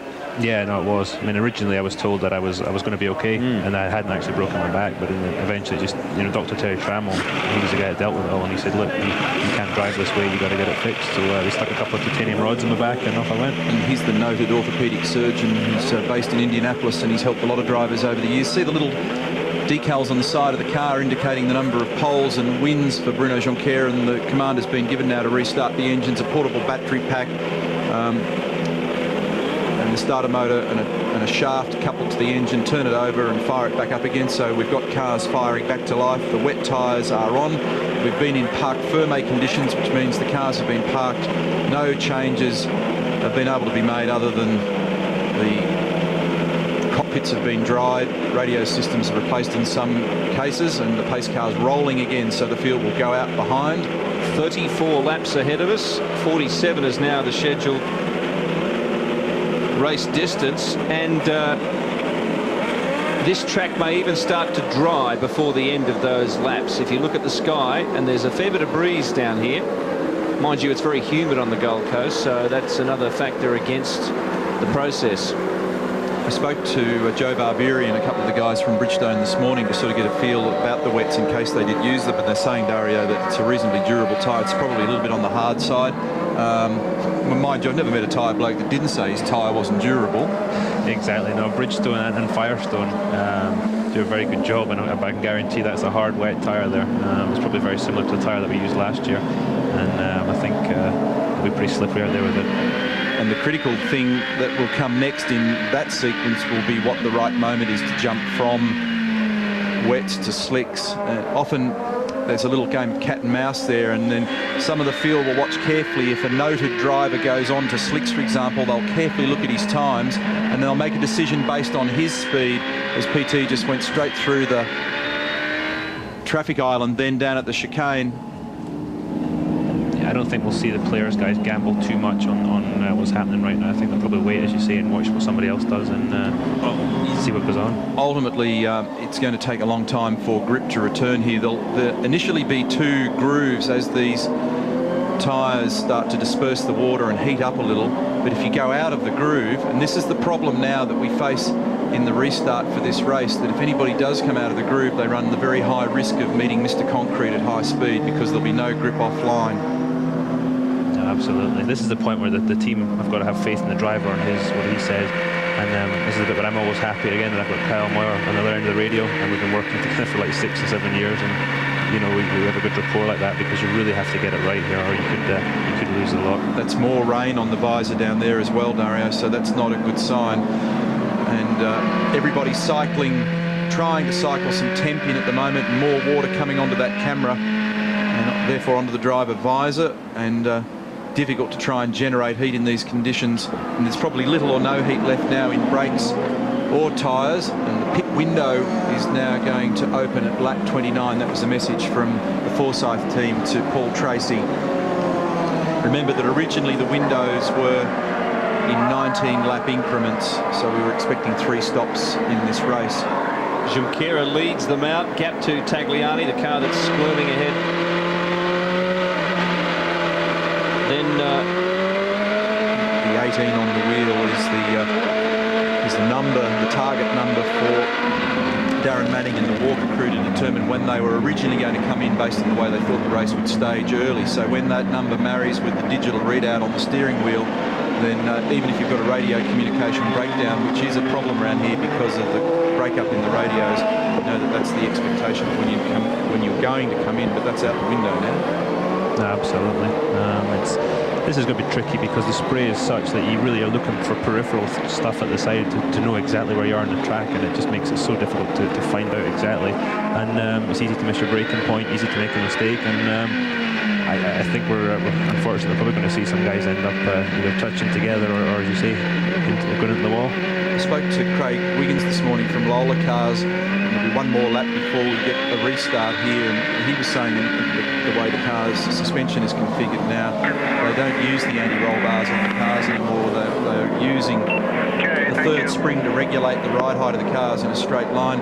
But one of the points that I was going to make here, Dario, is that you don't generate much in the way of lateral grip in these conditions. So the car's like skateboards to drive, and it's very easy to make mistakes. The whole car, the brake system, the rotors, the pads, the ride heights, the spring rates, the shocks, everything is all worked around the fact that it was a dry track with a lot of load going through the car. We don't have those conditions now, so it makes the cars hard to drive. And the danger, and you don't have time, and we had parc fermé conditions anyway, but if you then started to chase the track in terms of setup, it's a never-ending game. So you kind of got to drive a dry car and wait for hopefully the conditions to come to you. No, absolutely, it's going to be difficult here, and this place particularly with the massive crown in the road, all the white lines, and just the surface of the track, it's like a skating rink. In years gone by, we've also seen people make gurney flap adjustments on the rear of the car, but the Lola rear wing configuration doesn't allow for that. The Reynards do. You can slip the gurney flap out. It's the little right angle aluminium edge at the top end of the rear wing, and you can compensate by giving it perhaps a turn of front wing, and one turn is 1 degree. 1 degree is about 20 pounds or 9 kilos in our world of additional downforce, but you then also take a drag penalty. You go up in about 9 kilos of downforce at the front, but you pull on about another 3 kilos of drag. That's Bourdais and his crew consoling him, and there's a lot of work ahead of those guys now as they load up and head back to California for the Super Speedway run next weekend. Well, Junqueira is in front, but he is alone in 10th position. Patrick Carpentier in 9th position. Paul Tracy. You see the blue goodbye on the rear wing of Tracy's car. Carpentier is there with him. Up the front, Junqueira followed by Fernandez, Dominguez, Tagliani, Jourdain, Moreno, Nicasalo, Darren Manning. Tracy has those cars between him and Bruno Junqueira, and 32 laps in which to edge closer to within 6 points. That would win the championship for him. He has to give himself that 22-point buffer by the end of the day. Good opportunity here for Fernandez. He's one of the previous winners in this race, one of 3. Tracy and Dominguez have also won here. And Fernandez has had a win this year at Portland in Oregon, up in the Pacific Northwest. And he's had success on this street circuit as well. His car was pretty good in the warm-up this morning. Just look how slippery it is as they try and explore and exploit the levels of grip. And the thing about this street circuit, as you alluded to a moment, Dario, a moment ago, it varies corner to corner, at the crown of the road. Almost everything's working against you. No, absolutely. It's, and that last corner they're just going through now is one of the trickiest corners in racing to put the power down, and especially with it being wet there. hard enough in the dry, let alone when you take the grip away in the wet. Green flag. We're racing again on the Gold Coast for the restart of the Lexmark Indy 300, and a huge plume of spray behind these cars. And if you are behind, anything behind position 1, that's what you see. It's like a cotton wool grey out. Almost impossible conditions, and television doesn't do justice to what it's like in the car. Tagliani runs wide at the chicane. And in fact, it's always mixed with dirt and water, and it's difficult to see. Full course yellow. Somebody has got a problem, I understand. Well, Tagliani... Mika Salo is that somebody. And it's at the first chicane. Frustration. See the yellow visor on his helmet, and that gives him more of a daylight view of the surroundings.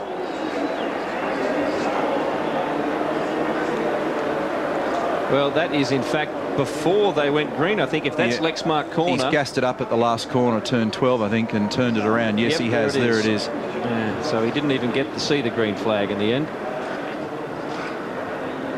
Well, this will cause a little more delay. We will still have racing, but we'll just have to wait a fraction longer. Major frustration for Salo after such a long delay. What's finished? For get on with it. Here we go. See what happened here. There he is. And again, good evasive action there. Well, Tracy was almost collected. I think Tracy actually made a spot then too. He actually got a spot on Darren Manning. This is on board with Manning, and there's a great view of Mika going around. Oh, and there goes Paul. Always the opportunist. Every spot counts. Why not? Does he have to readdress in those circumstances, seeing he hadn't actually got to the green flag, or is that I think they've called green at that point already, so he's okay. Right. So, as they try and extract Mika Salo from this difficult situation, we'll take a break. Come back with more. So managed to get through there, but Paul Tracy's on the warpath just behind them. Look out, British Junqueira. Look at, well, Dominguez is certainly the cork in the bottle right now. Everybody battling for grip there at the restart down at that chicane. It was pretty dangerous stuff. Oh, anytime you're offline in these conditions, it's also dangerous. Jourdain down the inside of Tagliani. Moreno looking in for a scrap there as well. Oh, Tracy touched, I think. He touched Moreno. Yeah, for the sure. left rear. And Moreno spinning. He's being collected by Tracy. Tagliani spun as well. Tracy touches the front wing. He's broken the front wing. Oh, no. And another restart on the way. Tracy will have front wing assembly damage on that car. This is Gualter Salas. Full course yellow. There's reverse selected for Tracy. Oh, no. So, what have we got? We've got front right wing. Yeah, I hope he didn't damage the rear there when he hit tag again. And he's got a deflating tyre, I think, as well, because you can tell by the way of the thing, or is it a broken suspension? That might have been.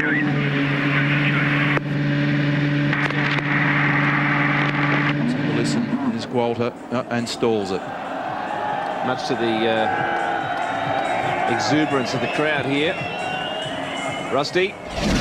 Got a new wing on standby here, a new front wing for Paul Tracy. You might be able to see here how they've got the bolts for the fastening of the front wing taped up, so that when the guys quickly unbolt the front wing, they can rip the old one off, line the new front one up, and quickly screw it in. So it should simplify that process and speed up the pit stop. So there's a real sense of deflation in this team when that happened there. Have a look at the replay here. Moreno's the one that they touched in the short shoot, and then Roberto has a run at him again, and then locks up the rears on the way, and if too much rear brake bias, the camera breakup doesn't tell the whole story. Roberto loses it, touches Tagliani, so there was a precipitous touch in the short shoot, and then Tagliani meets Tracy, whack.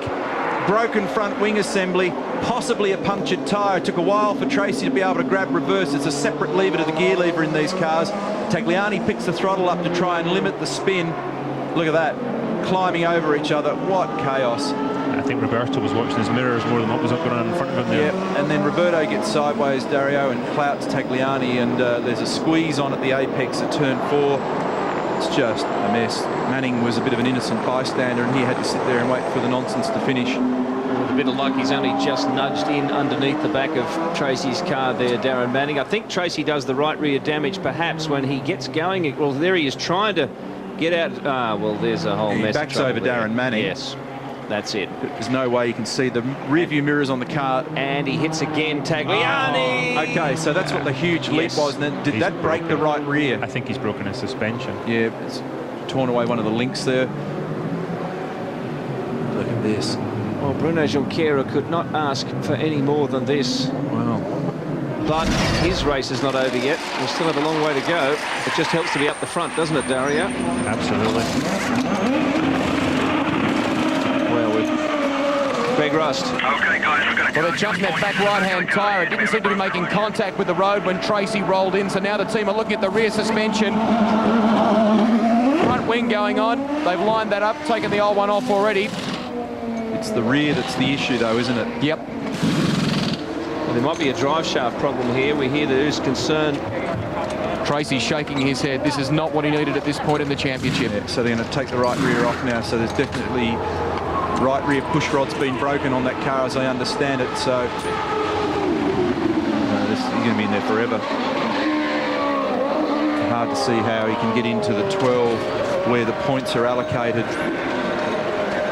And that means this championship will go most likely, well, providing Junqueira stays in the race, to Fontana next weekend, assuming that Bruno stays in the game. Look at the amount of work that's going to have to be done here. Well, it's quite a mindset, isn't it, Dario? You're up the front, but you know that there's been so much drama already, so you have to tiptoe your way to the finish somehow to keep the championship alive. I'm talking about Junqueira. No, absolutely. I think I was in a similar situation in '99 here with Montoya. It was a case of, you know, I won the race, he had no points, and we went into Fontana with a lead, but lost it. It's difficult for Bruno now. Now the pressure is on not to make any mistakes. I just feel sorry for Paul. It's not his fault at all there. It's not his fault. He's sort of backing into Manning. He couldn't get away, and then he climbs over the Tagliani car. Well, if you ripped one of these wishbones off and broken one of the little attachments there. If you could make a graph out of the emotions that Paul Tracy's gone through today, it looks something like the hills behind the Gold Coast here, up and down dramatically. Dario Franchitti, I'm afraid we've taken a lot of your time today, but we really appreciate it. We know you have to get away, but thank you very much. You wait till you see the invoice he gives us for it. Oh, spectacular. I forgot about that. Thank him. Thanks, guys. I've had a great couple of weeks down here in Australia. I love coming down here, and it really has been a lot of fun, so thanks to everybody that's been a good time. And I second that motion from Neil Crompton on behalf of everyone. We really miss you, mate, and we hope that we'll see you back in action in close proximity to us pretty soon. We'll see what happens. Thanks, guys. See you, mate. Thanks. Dario Franchitti returning soon, we hope, to the IRL, and much sooner to his mates here on the Gold Coast. He's back off overseas in a day or so, but he's had a good time while he's down here, we trust. Don't know about these guys in this championship battle. Junqueira at the moment on 219 points. Paul Tracy, well, he's recorded as a position 13, but of course that's not really the case. He's back in the pits and stuck, so you can assume 0 points at the moment. Junqueira will take a massive bite out of that 29-point championship lead by the end of the weekend, providing he can stay in the lead. That was Tagliani circulating there. 47 laps this race. We're into lap 21, and we need a restart pretty soon as we look again at this unfortunate incident. Actually, part of the reason why Roberto got crossed up was Jourdain was a bit slow and Tagliani was backing up pretty quick as well. So there was that little concertina, and then when Roberto got on the brakes, just got uglier and uglier. So Manning's the red, white and blue car. He's stuck. Tracy's reversing into them. Takes a while to grab reverse into these things, then bang, over the top of Tagliani's car. Breaks the right rear suspension. Roberto gets away. He's got side pod and radiator damage by the look of it on his Herdez Lola. Look at all of that cement dust and soak material down there to pick up all the fluid and garbage on the exit of turn 4. This race and racetrack always creates chaos. And Mika Salo, who was the reason for the restart, is still out there and is to get going again. The Herdez cars are still there, Dominguez and the hapless Moreno. Dale Coyne still has a car in the race. We lost Bourdais, Montero and Servia fairly early on. That's I think I saw fluid again coming out of the side of the Moreno car. Interesting to have a look at that again up close, that right side pod, and see what's actually flapping around there. He was One of them involved in that incident down between turns 3 and 4 because he made contact with Tracy before all the catastrophe fully unfolded. They're still slipping and sliding, even on this drying circuit. Remember, no traction control this year. With the change to the engine configuration, there were other minor regulatory changes, and one of them was traction control, which the drivers like because it does allow them to have more of an influence on proceedings. There's the Moreno. Have a look at the side pod on that and just see. We'll hopefully try and get a close-up of that shortly and see what it is that's flapping and dragging there. And I thought I saw a glimpse of fluid coming out of that car. We're expecting to go green again, and I would imagine that Roberto's going to have to come in.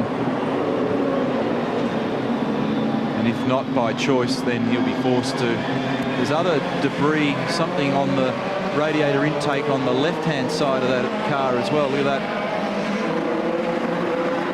It looks very it might be a plastic bag on the left side, but on the right, it doesn't look stiff enough to be a bit of carbon fibre. Or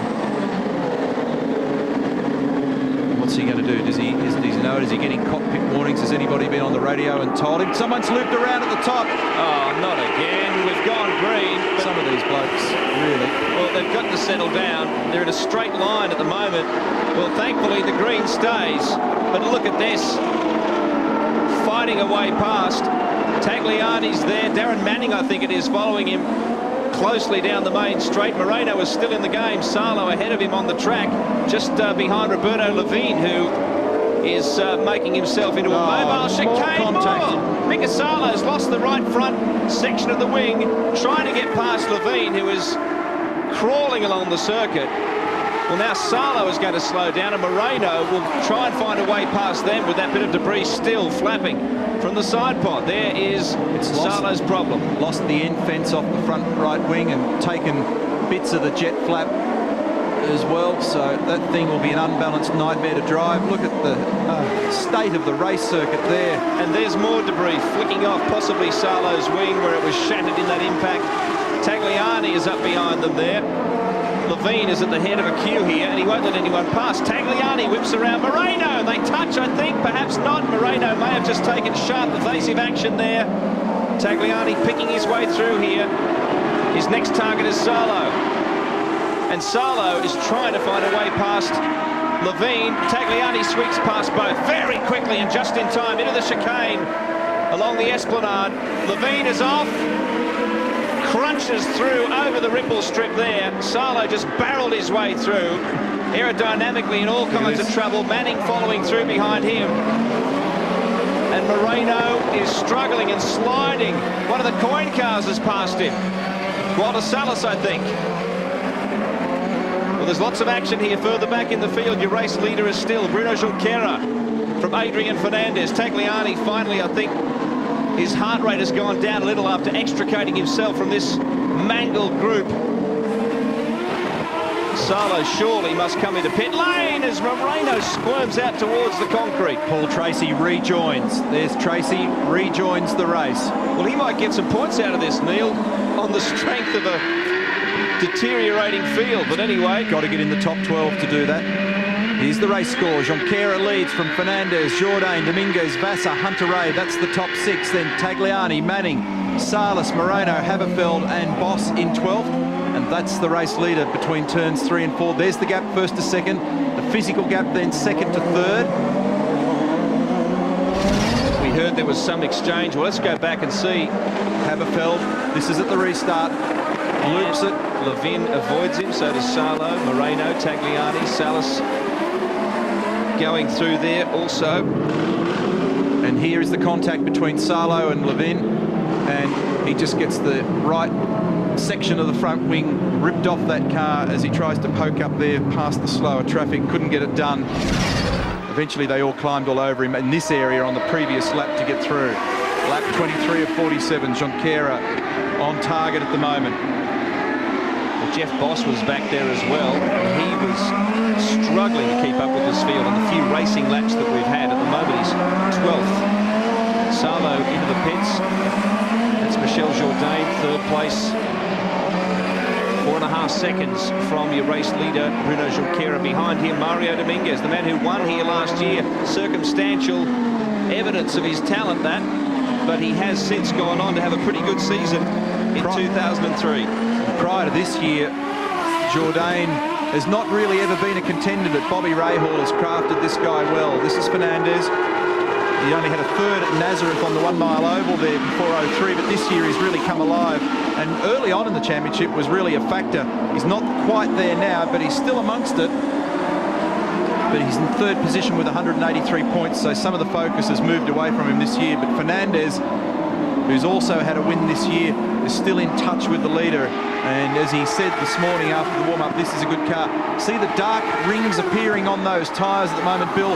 That tells you that the wet weather tyres are starting to feel the stress of patchy dryness here and there. Well, there's quite large patches. The sun has come out here at Surfers Paradise. Can you believe it? Moreno in the pits, Darryl. Yeah, guys, he's just come in now. They've put fuel in the car. There's a bit of an issue up the front, obviously, from that earlier incident where he's lost time. The car's shut down at the moment. They're pulling the rear top off the back of the engine, but they have put wets back on this car while they sit here and repair some damage. I wouldn't be surprised if they've got a hole in the radiator or something. I was pretty sure that I saw fluid coming out of that car before, Darryl. And when you see this area revealed as they remove the bodywork, there's a huge amount of electronics. There's water and oil radiators, and Roberto Moreno's race is done. Steering wheel off, and he's out of the game. They'll have seen the numbers on the telemetry showing him that the engine was getting hotter and hotter. A kart career that goes back to 1985 with Gallus Racing. Scored his first point in Adelaide in Formula One. Distinguished career, Roberto Moreno. And that may be the end of what will probably be his second last race, certainly with Herdez Racing. We don't know his future after that. Junqueira gingerly running around this Surfers Paradise circuit, lapping in 1:55s. Fernandez, though, lapping even slower. The quickest man at the moment, Michel Jourdain, in the conditions. Let's go to the pits. Billy, we're down here with Neil Mickelwright from Forsyth Racing. Now, what was the state with the rear suspension on Paul's car? What had actually broken? It's actually called a rear push rod. Part of the suspension that controls the rear spring had been broken and damaged. So the guys fixed that. Obviously, we're 3 laps down. We're hurt. It's been a really weird day and a tough day, but we're just going to hang in there and see what happens. See if we can't pick up at least some points. Neil, do you revise the strategy at a time like this? How do you rethink the state of play now? You can't really revise very much at this point. We're so far down. It's just a question now of trying to get as many points as we can, and if that's only 1 point, so be it. He's aggressive. We know he can go and get some, so thanks. Absolutely. Thanks. Well, if he was on the lead lap, the chess game might have been on, but as Neil pointed out, 3 laps down, it's a battle for survival here, and that man is trying to hold on to a championship lead. How things change so quickly at Surfers Paradise. We'll be back.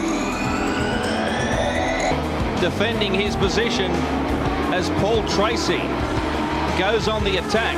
He's actually in 16th place, Tracy. His position is behind Dominguez. Sebastian Bourdais, top left of his screen, watching the man who probably believes that he was at fault in the early incident, but Tracy was very diplomatic about it. But in terms of race position, Tracy's really a long way behind the car in front of him. Tagliani, the car just behind Tracy there, is in fact in 5th place. Darryl Beattie. Well, Roberto, you've been in a bit of an incident there with Paul Tracy for quite a few laps. Well, I would call it a little kick in the back twice. So, and it would be 3 times if I had not gone straight on the first chicane. So it's very disappointing. He should have a lot more experience than that, and he should know that the race is not finished on that lap, especially fighting for the championship with a good lead. I don't know what's going on, but it's very sad for the head-ass competition team today. We had a great car in the drive, we were the fastest while we were racing before the rain came down. I was trying to save the car for the end because that's always the case here, and I wasn't able to because of somebody else. We wish you the best in Fontana. Thanks very much. So what Roberto's suggesting is that there was something that predated what we saw, so there may have been a little bit of aggravation between he and Paul Tracy. This is the battle between Fernandez and Jourdain, 2nd and 3rd. Michel's been working on him. He's looking, but can't get it done at turn 5. It's very close. Greg Rust. Guys, lots of radio messages going out to the drivers at the moment. The crew's trying to get the driver to give them feedback on the state of the road at the moment. The driver is really, I guess, in charge of the litmus test as far as the state of grip level out there is concerned. They're telling them to conserve and to look after those wet weather tyres, try and get them to the pit window, and then it's a case of what do you want to do from there. I think most will obviously go to a slick tyre, but it's a question of just how dry that track is at that time. Junqueira 2.6 seconds ahead of this battle. If you look carefully at the tyres at the moment, you'll notice that they've got those stress marks on them, and if you notice where it is on the car, it's the inside edge of the fronts and the rears, and that's by virtue of the heat that's being generated on the dry track because of the negative camber on the front and rear of the car. So the tyres are overheating and the guys are sliding them as... And the window is open. Remember to follow Bruno if he pits. As the tyre heats up, the blocks begin to squirm, the wet weather blocks begin to squirm on the carcass, and the cars move around a lot. So if you watch them, they slither everywhere. The grip is down, but there's also movement in the carcass of the tyre. And in these conditions, you've got to be careful and look at this gap narrowing between first, second and third. Right now is a critical moment in this motor race because it'd be very easy to throw the car away. See the dark rings on the tyres? That's what I'm talking about. When they crossed the start-finish line, that 2.6 seconds was down to 1.8. It's a lot less now. So Fernandez, under pressure himself from Jourdain, is now putting the pressure on race leader Bruno Junqueira. Junqueira will not get a whole bag of valuable championship points here easily. Look at the cars moving around here. Another crack from Michel Jourdain. Fernandez struggled to get off the corner. His corner exit speed's bad. Jourdain's going to get a run up the inside pretty easily here. So Jourdain's got the wet setup at the moment. He's got a car that for some reason is a lot happier in these conditions, and Junqueira is really slipping. So his car is not enjoying this, and perhaps his tyres have seen their better days. Very dry in that section of the track, reasonable through here. You've got to be super careful on the painted ripple strips though, Darryl. Yeah, Neil, it was interesting talking to Oriol Servia there before he was on these restarts. He said, you got to remember, it's been Firestones for a few years for these cars. This is the first year for Bridgestone, and their wet weather tyres just aren't up to speed. Well, a lot of people were commenting in the pit lane earlier about the fact that the compound is a pretty tough one because it's obviously a controlled formula and they've got a hard compound wet. But that means that if anything, it's going to extend its life in these conditions. But it would not be nice out there on slicks. See that stuff, that shiny, patchy wet that's in various parts of the track. Nice job. L1, we're thinking dry. Well, what does the driver think? That's Michel Jourdain's radio. He was closing up under brakes to Junqueira. And through the chicane, Greg Rust. Just standing by at Ryan Hunter Ray's pit. They are going to throw slicks at this car during the pit stop by the sound of it. They have had a problem with the air pressure in the fuel tanks, and they're keeping him out for an extra lap. That was a last-minute decision. They're gambling on slicks, and Tagliani looks like he's doing the same. 7th position when he came into the pits, Tagliani. Jimmy Vasser just up ahead of him. Good change. Change for the lead, Billy. Junqueira's been passed by Jourdain. And here comes Fernandez up into 2nd position. Junqueira is struggling in these conditions at the moment. His tyres are really battling. He's not getting off the corners. Well, you'd expect Bruno to be coming in after this. A rapid development here, and Paul Tracy's been reprimanded apparently for holding up Vasser, but this is more decisive. Oh, Junqueira thought about turning in, but he saw Jourdain in his mirror. Fernandez grabs the opportunity to move up the inside at turn 4 and take 2nd position. The thing Junqueira really can't afford now is to get tangled up. He may be a little more forgiving than you might expect because he knows he has a bag of points to play with here, as opposed to his championship rival, who is still 3 laps down. A lot at stake for Junqueira, runner-up in the championship last year. In his first year with Ganassi in 2001, he was 16th. Of course, he's moved teams this year to Newman Haas, but in 2000, he was the Formula 3000 champion and also a test driver for Williams Formula 1. And for some time, there was a real possibility that he would get a race seat with Williams. Ultimately, it didn't go his way, and he's in this series and done pretty well. But this weekend, he needs to walk away from here with as many points as possible. Okay, pit this lap. And it'll be a real shootout next week in California. Well, he was close to Tracy before contact in Miami took him from 2nd on the grid to 9th in finishing terms, and he was 11th. I beg your pardon, he was ill in Mexico, which made his race performance suffer. He dropped from second on the grid to 7th there, while Tracy took a very big haul of 22 points. That's why he arrived here with such a handy lead. Junqueira will come in this lap. You would have expected that. This is the Team Rahal car. Bobby didn't come down this weekend from the US.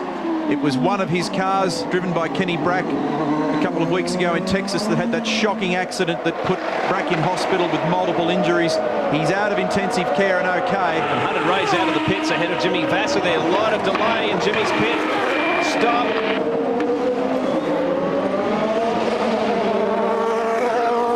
Slicks.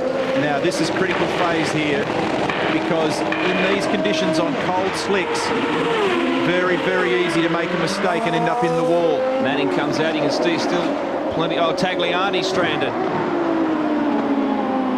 And this will be what I'm talking about. Mistakes possibly. We don't know what the cause of this is. We'll see what the replay shows us. But in the shadows and where the patches exist, the patchy wet, this is what can happen.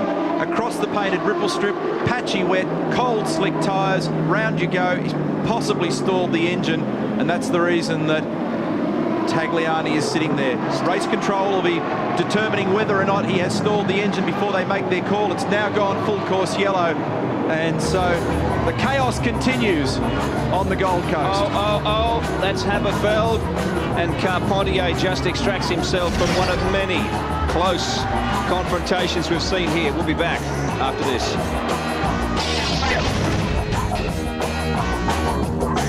Some fuel, a terrific stop by the Newman Haas team. Now, there's a lot of debate during the break there with various teams on the radio talking to their drivers.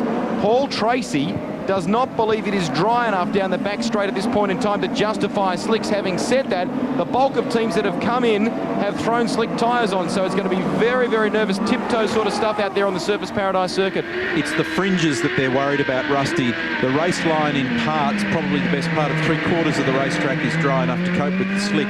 It's the fringes that are the problem, particularly in the places up in the northern end of the circuit where the buildings and the trees mask the track and the moisture stays on the road. You can see the shadows there from our aerial shot, and that's what Neil's talking about. The shadows there keeping the track damp.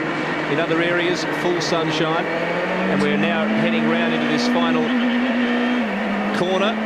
Turns 8, 9, 10, and that's 11 and 12, the last little complex that you're looking at there. And if you step out of the wheel tracks for any reason, then you're going to be in strife. And caught a few fellas out after that last set of stops when they've arrived at the first chicane. 15 laps to go, still under yellow, and of course plenty of fuel in the tank, so we should be able to run to the line providing nobody holds up the race again. Might be a positional change taking place here, redressing a situation. Darryl Beattie.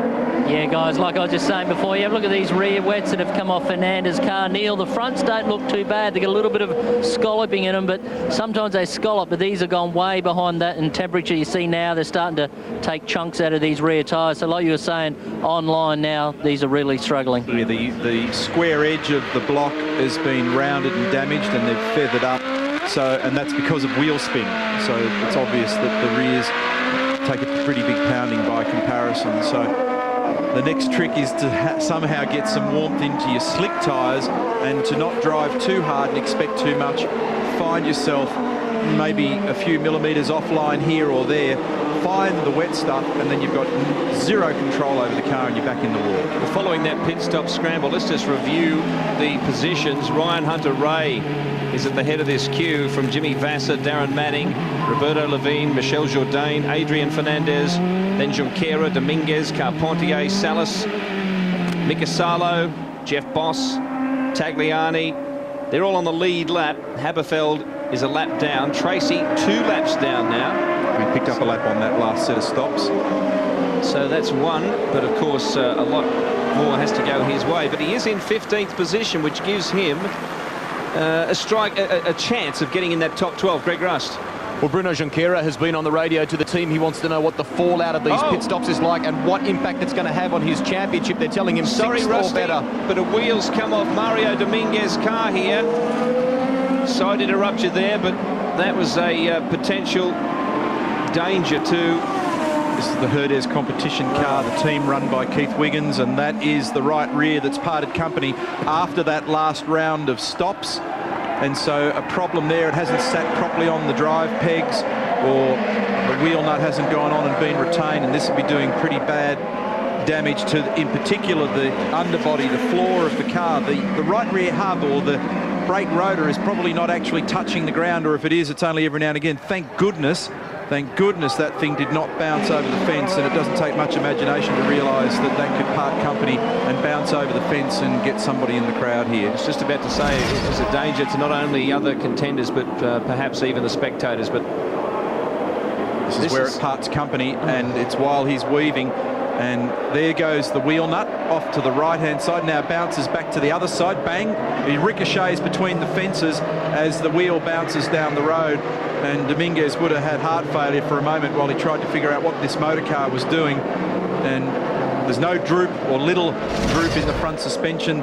And because the cars are so low to the ground and so stiff in the suspension, it plucks the corresponding left front up off the ground. He's wrestling this wreck back into pit lane as we speak. The diffuser, the underbody, the area, the critical aerodynamic area of the car that takes air out of the back of the vehicle is getting knocked around and damaged here at the moment. But they may be able to get it jacked up, get a wheel back on it and get going, which will be a bit of surprise for some of you, I'm sure. Darryl. Yeah, down here watching the car being jacked up, guys. They've whacked the right rear back on it now. That's the only thing they've done in either way. So if everything's fine with that, that car should be good. They said we just got to keep him in the points. That's a tough little car. Yeah, and if you look carefully at the hubs on these cars, it's not dissimilar to the way it's done now in V8 supercar racing as well. There are little sprung-loaded toggles or nipples that just stop that wheel nut from coming off. And sometimes you can be trapped in the hurry of a pit stop if the wheel doesn't sit up on the pegs on the hub. Then it was never fixed on there correctly to begin with. I wonder what happened to that piece of shrapnel that went flying across the circuit, whether it bounced back onto the racing line. Usually the sector marshals are on top of that kind of thing, and they'll make sure that it's out of the way, or if it's already out of harm's way, it could be tucked up under the base of the fence and nobody needs to worry about it. Meanwhile, these are the guys that are at the head of the field at the moment. Rookie Ryan Hunter-Reay, the young American, his teammate Jimmy Vasser. So it's Reynard 1 and 2 driving for Stefan Johansson, and American Spirit is the team. Rob Hill, the team manager. And as you pointed out earlier in the broadcast, Billy, Ryan got on the podium this year earlier, I think it was Mid-Ohio, and he qualified very well as well that weekend. And there's still life in the Reynard yet. Still life in Jimmy Vasser too. He's done a great job there, and he's brought Ryan Hunter-Reay along very nicely. Ryan's the first to admit that. Jimmy, 203 starts, 8 poles, 29 podiums, 10 wins, a distinguished career, champion in 1996, collects antique luggage, would you believe? And his first job was at his dad's wholesale car yard, as many drivers will attest. It's not a bad place to start. And his nickname in his early days of competition in karting was Snake. The lights are out on the safety car, so we'll get a restart on this occasion. Some people have got cold or near cold slicks. There's, I think, still a couple of them out there. See how wet it is up there in turn 11, turn 12 approach? And that is tippy-toe stuff there. You would have to be so careful, locking your brake there and sliding straight ahead. Very easy to do. Green flag, we're racing again. Safety car is peeled off. 13 laps to go. Ryan Hunter-Reay takes them away. And this is the first time he's led a race in the Champ Car season. Really lucky to pull it up and stay on line in the first chicane. He went super close to bowling a wide then.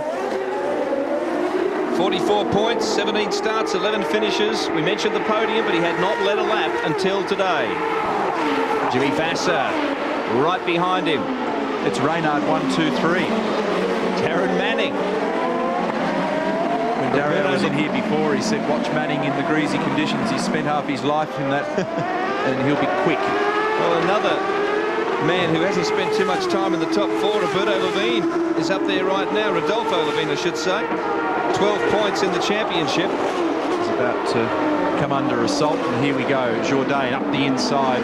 Whoa, and Levine with the rears locked, and he makes a slow exit now at turn 6, and Fernandez grabs him as well, so he's dropped 2 spots from 4 to 6. Look at this. Oh, huge moment for Jimmy.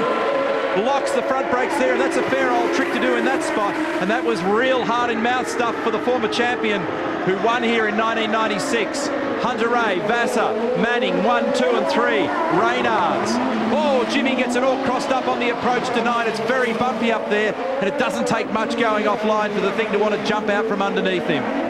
They have downgraded the horsepower and the engine speed in these engines this year from 9. Look at the wet causing problems again, from 900 horsepower to about 750. In terms of torque, about 350 foot-pounds. Boost pressure's up on these turbos, but don't for a minute think that they're not a car that's still a delicate thing to drive in terms of horsepower output. They're very powerful, very quick cars. That pitch to break on Levine now. Another mistake from Hunter Ray, same spot, 2 laps in a row. Just locks the rears as he tries to turn in. Huge accident in the background. Huge accident at the first chicane. This will bring out a full course yellow, and it is. That's a nasty Bruno one. Junqueira. Mario Haberfeld. Junqueira's out. What does this do to the championship? It finishes it for him. Paul Tracy only has to finish this race. In fact, he didn't even have to finish. If Junqueira's out, he's that's off it. Yeah! That's the championship. That's the championship for Paul Tracy. Junqueira needed points at this round. Look at that. 28-point gap in this race. Haberfeld, the Brazilian, in the Mijak car, driving for Eric Bachelard. Greg, can you add? Neil, I can just tell you that Neil Mickelwright from Forsyth Racing has just been on the radio to Paul Tracy. Tracy's been saying, what does that mean? What does that mean? He says, we are the 2003 Kart World Series champion. So whilst it's heartbreak for Junqueira, at the same time, there's happiness at this pit. At the same time, the Forsyth guys are saying, let's just be calm about this. Let's bring this car home. Well, he doesn't have to bring it home, actually. But Salo's just run in there. Damage on the left front to his car from hitting that debris, that loose wheel. Well, this is it. Bruno's done this on his own because Haberfeld went in later. We saw it in the background, and I didn't understand what the Newman Haas crew member was doing clapping. That was bizarre because he was looking at their key driver going out of this championship. That wasn't one of the Forsyth guys being elated. That was one of the guys from the #1 car crew. Bizarre behaviour with 10 laps to go. Well, we'll take a break here. We're under full course yellow again. An extraordinary situation, but it has decided the championship.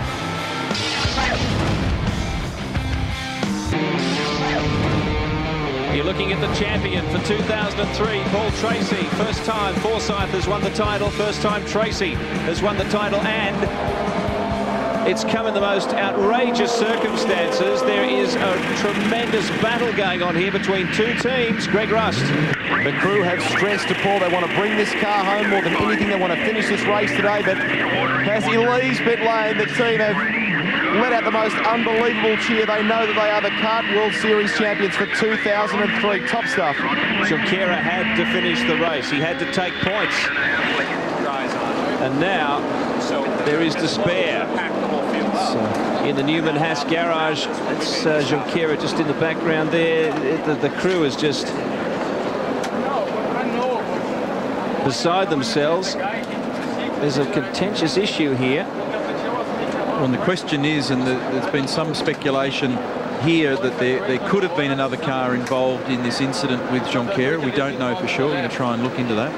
But we can't just get enough audio on this. If you're wondering why we're not letting Bruno talk there, we are just a little too far away. Haberfeld is stranded again. We were going to have a green light this lap, but I don't know if we will now, though. Haberfeld looks like he can't get that car restarted, so we're still under yellow. There is the stranded car. So we'll take another break. We'll get that out of the way, and after that we should be able to run to the finish line for what it's worth. Green momentarily, and would you believe it, once again we have had a slip-up as Adrian Fernandez has turned his car into the wall. Let's look again as they go around Asa Corner. That's at the end of the main straight with the two chicanes, and cold tyres, cold slick tyres, patchy wet track, and around Adrian goes. And for a guy with that much experience, a bit unusual. It's broken the left front wing, and it's full course yellow as a result of this. And look, really, we've said it here before in years gone by, but sometimes you look up and down the field, not aimed at anyone specifically, but you sometimes have to wonder about what you see. Well, this will be, with any luck, a 6, maybe 5-lap sprint to the finish. And a few possibilities here, apart from the fact that Tracy has the championship in the bag. We may have a couple of rookies. A rookie victory here from Hunter Ray or Manning. Greg Rust. Well, we're down here with Bruno Junqueira. Bruno, you're nursing your arm and you feel like your ribs might be a bit sore. Are you okay? Yeah, I'm okay. I'm just going to the doctor now. Very frustrated. Had to lead almost the whole race, and when they had the pit stops, they closed the pits. And I lost so many positions on that, and that took my chance to win the race. That's pretty time frustrated. What happened in the incident, Bruno? Tell us what happened. On the lap before, Capaccia just hit me, brake to that corner. I almost lost it. And on this lap, I'm not pretty sure if he hit me again or if I get some water when I brake. I just lost the rear end of the car. It's still not completely dry, and that's what happened. So disappointing for you. Well, I can tell you there was quite a discussion going on in that pit. Some of the crew there were saying, look, we have to go up and congratulate Forsyth, and a couple of the guys understandably shook their heads and said, well, yeah, but not just yet. There has been a war today between those two teams. We saw the incident early in the race where Bourdais clashed with Tracy. Tracy diplomatically suggested that it may not have been deliberate, but was Patrick Carpentier right behind Bruno Junqueira when that incident took place? Well, that's what he said. He felt he might have been touched the lap before. It's a little bit hard to pick it up in the language, but I suggest by the look on his face and the body language and the way he was speaking that it was his own mistake that ultimately put him out.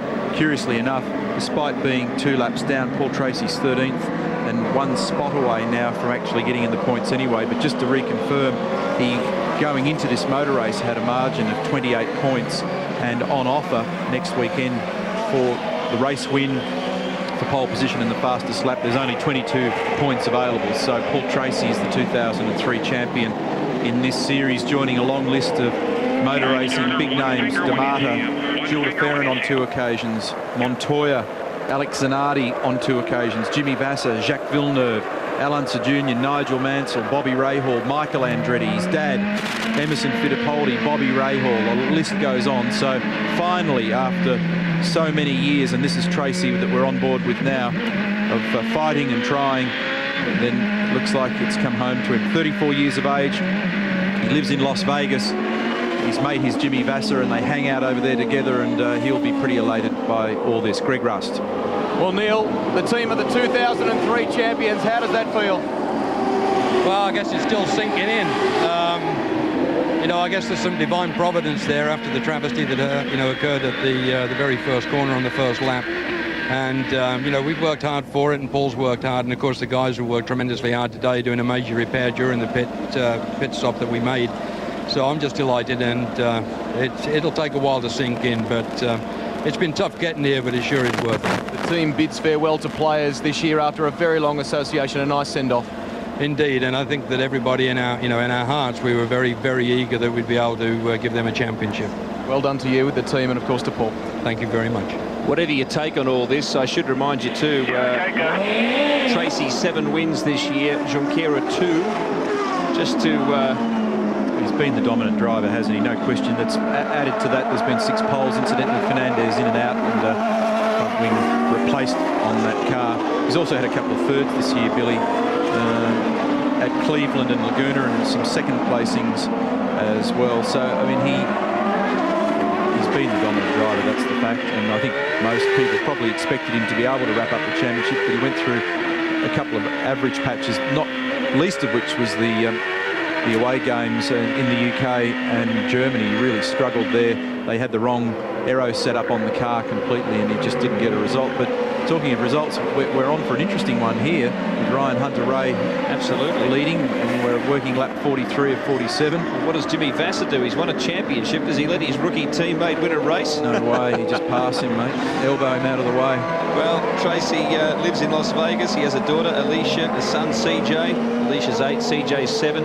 He collects a range of vehicles, from bikes to boats to go-karts, runs his own karting team. His favourite band is Metallica, which you'd expect from Paul's personality. Now he has a championship trophy to add to that. But we may well have a situation here where once again, Surface Paradise cannot give anybody their second victory. If Vasser does win. Green flag, green flag. Ready for green here. The cars are still squirming as they get on the gas. Down across the start-finish line, heading south again. Let's hope they get through the two chicanes without incident. The Lexmark, the Energex, and down into Asa Corner. I think that Jimmy was sleeping a little on the restart because he left a huge margin as they crossed the control line. And look at it as they work the second chicane here. Hunter Ray's already disappeared up the road, so surprising for a veteran with as much knowledge and as much of a racer to leave such a gap. He would want to be right under the wing end plates of that car by the time he got to the first chicane to keep the pressure on the young bloke. Now, in fact, it's Vasser who's got pressure on him from Manning, and then Jourdain in fourth, Carpentier in fifth position. Well, it looks like a support race now. 4 laps sprint to the finish from here. Just a reminder too, we'll have to go. We have news commitments. We'll give you the result of this race. Of course, we'll run to the end as we see a pass coming off here. Under brakes, Jimmy Vasser, taken by Darren Manning. Bold move from the Englishman. Jimmy's got no pace in that car at the moment, so maybe his tyres have cooled out and he's got a problem, or he just doesn't quite have the setup from earlier in the day or earlier in this weekend. Remember, he lost vital track time yesterday in qualifying with that electrical fire, but he just got eaten alive then by Manning, and meanwhile his teammates just driving away from him. So the prospect of Jimmy making it 2 wins and the first man ever on the coast is sort of evaporating before your eyes, Billy. I reckon that Jourdain's half a chance to nail him here as well.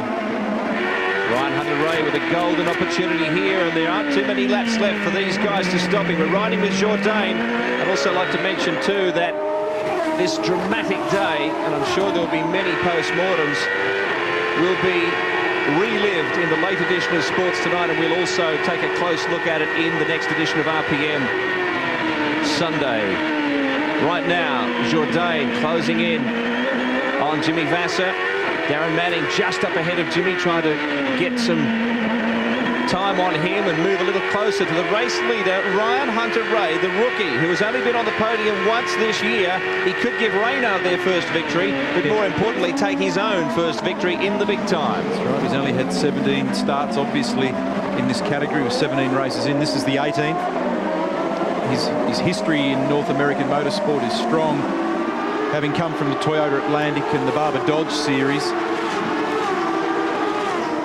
There he is, turn 5 and 6. He's got a margin, it's a healthy one. He was 3 seconds clear of Manning on the last lap.